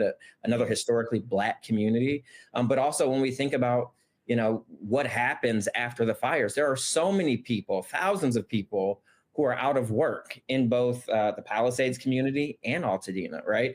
There are thousands of people who are now displaced and considering what they can do with the $43,000 that they're eligible to receive if they qualify for it when applying through FEMA. That doesn't go very far in California when you've lost your vehicle, you've lost your home, maybe you've lost your job, right? We're still learning about the stories that are happening. And it's important for us to, talk about this in a global context. I'm happy that you raised that, because when we think about who climate refugees are, who folks are who are often on the front lines of just the pollution that causes these disasters, but also the fallout from the extreme weather that climate change exacerbates, it's people that look like us. It's Black people first, right? It's brown people. We look at island communities who are experiencing, hurricanes that are larger than they've ever been. This is something that we're experiencing as a global society. And it's important that we get this right now as we kind of shift from, the long-held conversations on mitigation to adaptation. How do we live while these things are going on? And how do we rebuild and have resilient communities that allow us to still live with dignity in these really scary times? Yeah, I'm so glad that you said that, because especially that global context. People don't think, when they think of the terms climate refugees, that sounds like something in the third world, which I don't even use language like that. But we are the third world, right? We in a Gucci belt. That was me 2 weeks ago, right? We never think it'll be us until it's us. And then you're the one thinking, what do I put in the book bag and what's worth taking? And seeing people making split-second decisions of, this is the only photo I have of my mother, or this is, my child's memories, or whatever. I can't imagine. I mean, it made me and my wife get really serious about, we have to get our to-go bags ready, because we certainly don't have infrastructure down here if something really hit. And people always think, well, I don't live in a community like that. And that's what a lot of people think until it hits your community. So it's definitely so scary. I mean, when you think of this rebuild, what is just and fair when it comes to rebuilding Altadena with Black and brown residents at the center? What needs to be considered that maybe people are not talking about or are only talking about in little whispers, but not on a mainstream scale?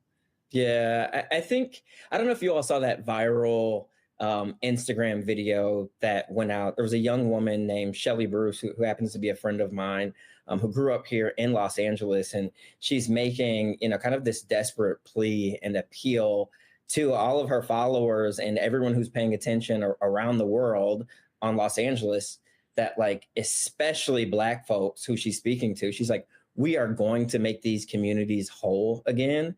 The Altadena wildfires didn't just destroy homes, it put an entire Black community at risk of permanent displacement. And this is a community that was built on the backs of folks who, were seeking home ownership and economic prosperity because of redlining, right? They were pushed to Altadena and made it a safe haven of activists and artists and professionals who had worked very hard to build this community from the ground up. So when I think about making this community whole, I think first, in any context, it's important for us to allow those communities to first speak for themselves. I was so happy to see, Shelly talk about her family. I was so excited to see, viral, influencers and artists from Altadena, people like the celebrity vocal coach Stevie Mackey, right, who's from Altadena, talk about what his family was going through in that over these past few weeks. But first, I think we're going to have to pause and acknowledge that Altadena will never be the same. Altadena, as it was, will never be like that again. And it's going to be on us to, to steal from a former boss and president to build back better. We're going to have to do that and be mindful of how we first stop, the stem of, we need to stem the predatory practices that are actively kind of lurking and waiting to pounce on the economic opportunity that is an entire Black city that's been erased. The governor has, instituted now a 3-month ban or moratorium on developers being able to offer below market value for these properties. We need to question, is 3 months long enough? People are still trying to find clothes to put on their back, right? People are still looking to, get back in their doctor's office and to get their kids back into school. To think that they are having to also contend with, the vultures, right, which is capitalism, coming to profit off of their pain, is the first thing. And there are a number of different things that I think we can do. You all talked about Katrina earlier this episode. And we know that there are a lot of mishaps for how, the lower Ninth Ward, was rebuilt.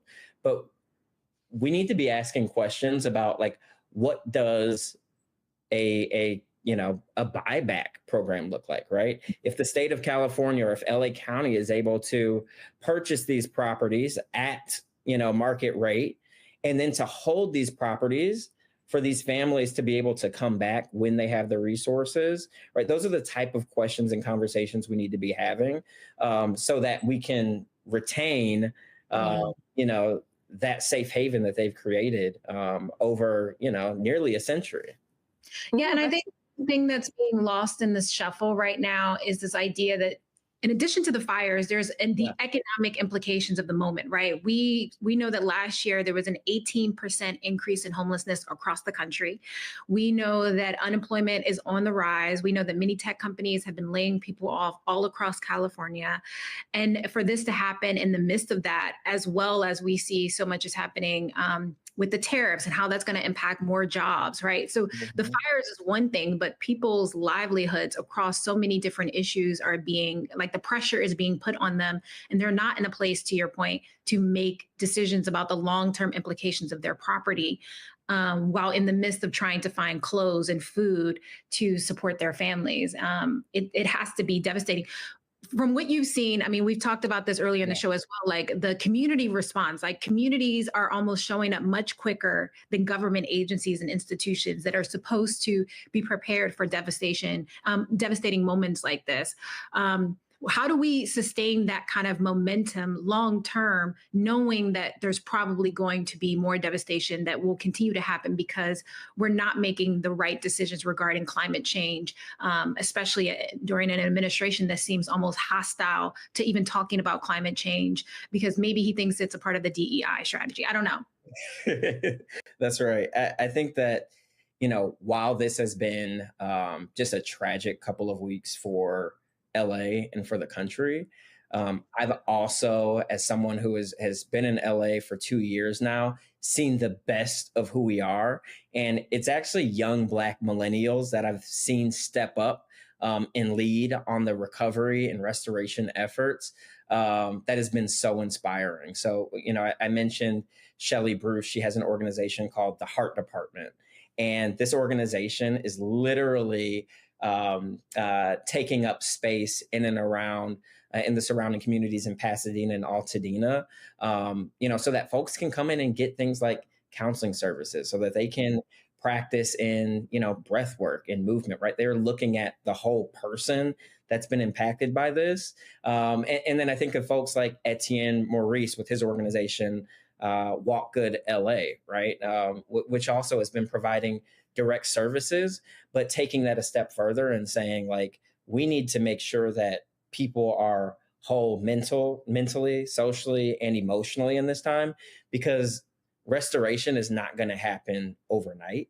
And us coming together and taking care of one another, the collective, I think in the immediate term is one of the most important things that we can do. And there's been an outpouring of people who have been volunteering and showing up. But in a disaster, in any disaster, there are a few things that we know that we can do.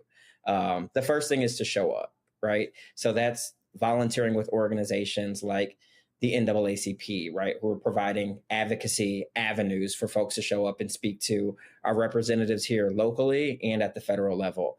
They're also working with attorneys in the legal community and making sure that these families and communities have representation.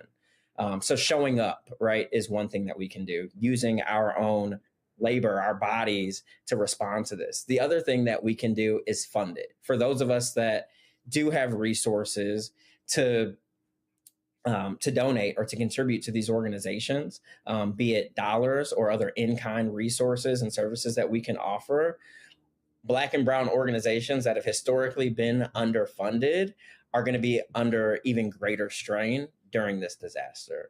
The next thing that I would say we can do is what we're doing right now, which is speaking up and utilizing our platforms to talk about these issues and to educate the public. When the president of the United States spends hours on the other side of town talking to residents in the Palisades, but doesn't mention by name the city of Altadena, which is in LA County, we know that it's incumbent upon us to take our own platforms and to utilize them to do the work. And I know that folks are tired coming out of November, and these last couple of months have felt like a year in and of itself.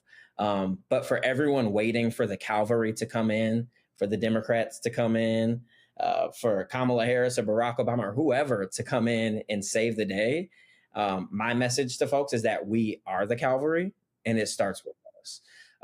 The other piece that I think is important for us to do, so it's showing up, right? It's funding it, it's speaking out, and it's also fighting back. There's a lot of misinformation and disinformation percolating online, in mainstream media, coming out of the White House. We've got to call that out.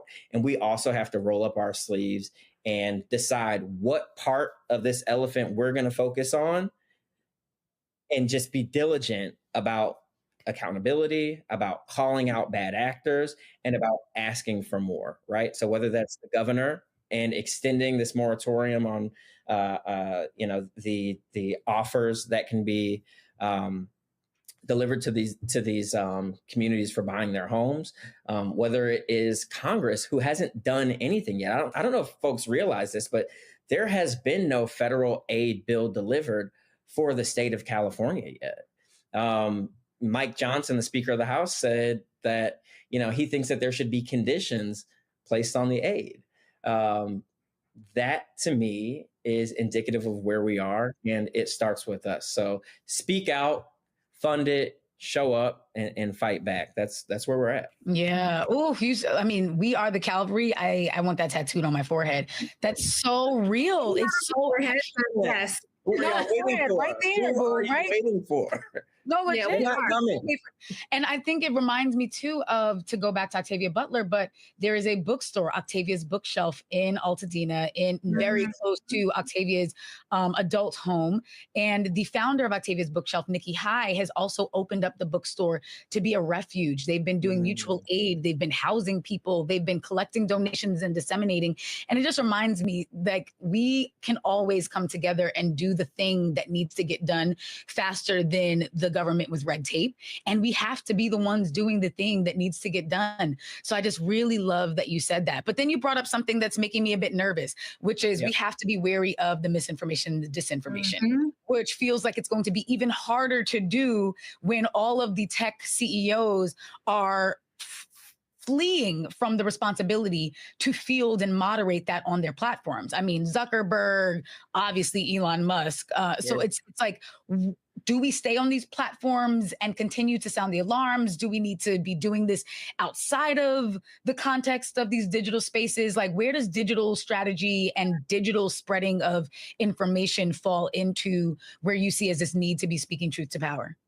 That's right. Well, I love, a good newsletter. And there was a point in time when I was on my church's listserv, and they would send out information about any sort of boil water advisory, any public health crisis that was happening in the community, any opportunities, right, for folks to get assistance or resources. I think that we're coming to a point now where we're going to have to give up some of these, the tactics that have helped us spread our messages through big tech, through Facebook, Instagram, Twitter, et cetera, and get back to, direct primary source avenues of sharing information. So whether that's email newsletters again, whether that's public meetings and showing up in person, I think that we're going to have to, think about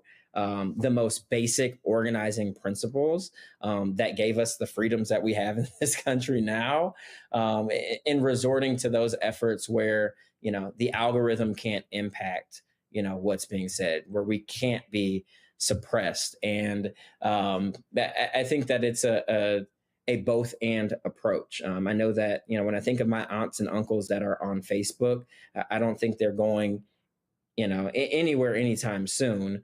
But if they heard from me directly, right, as someone who's on the ground, as someone who's seen the fires, as someone who has worked for the federal agencies that are providing some of the aid and response, right, that carries a lot more weight and value than information that folks can't even trust, right, as being credible or viable anymore.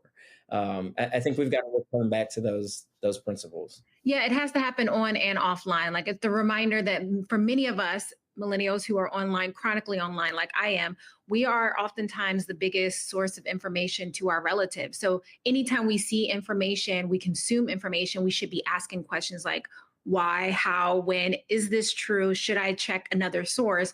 Because if we're sharing bad information, especially if we have large platforms, we can do more damage than good. And so it's constantly questioning the information we're consuming with the recognition that it's going to be exhausting, right? One of the reasons why our opposition wins so often is that they want to bombard us with so much tragedy and information at the same time, to the point where we don't know how to respond. But you mentioned earlier, Dorian, the idea idea that, you know, any way to tackle an elephant, we have to each choose a side and eat it bit by bit. We can't do it all. There isn't the expectation that we can do it all. But in this work, we can definitely, working in collaboration with folks, we can definitely hit our target. So thank you so much, Dorian, for coming on. Tell folks where they can find you and tell us more about Good Rebel as we close out this segment. Yeah, of course. You can find me at goodrebel.co online. I'm also on Instagram at goodrebel.co and at Dorian Paul. That's Dorian with an E, not an A. But we work with brands, nonprofits, influencers, and individuals to really effectuate the change that they want to see in the world. I started this work as an environmental justice activist on the campus of Howard University, where, you know, I was afforded the opportunity to sharpen, you know, my toolkit to be ready for a time like this. And, you know, I'm excited that you all have this platform for us to, you know, talk about these issues, for us to really give the resources and point folks in the direction that we see to be, you know, a viable direction for progress. But look forward to staying connected with you all and all the folks listening as well. Sadly enough, sadly enough, I'm sure there's going to be more climate issues. So we'll definitely have to have you back later on. But it's been a pleasure. I mean, this episode was clearly very heavy because we know the fires are still happening. People are still devastated and our government still lacks the ability to respond accordingly.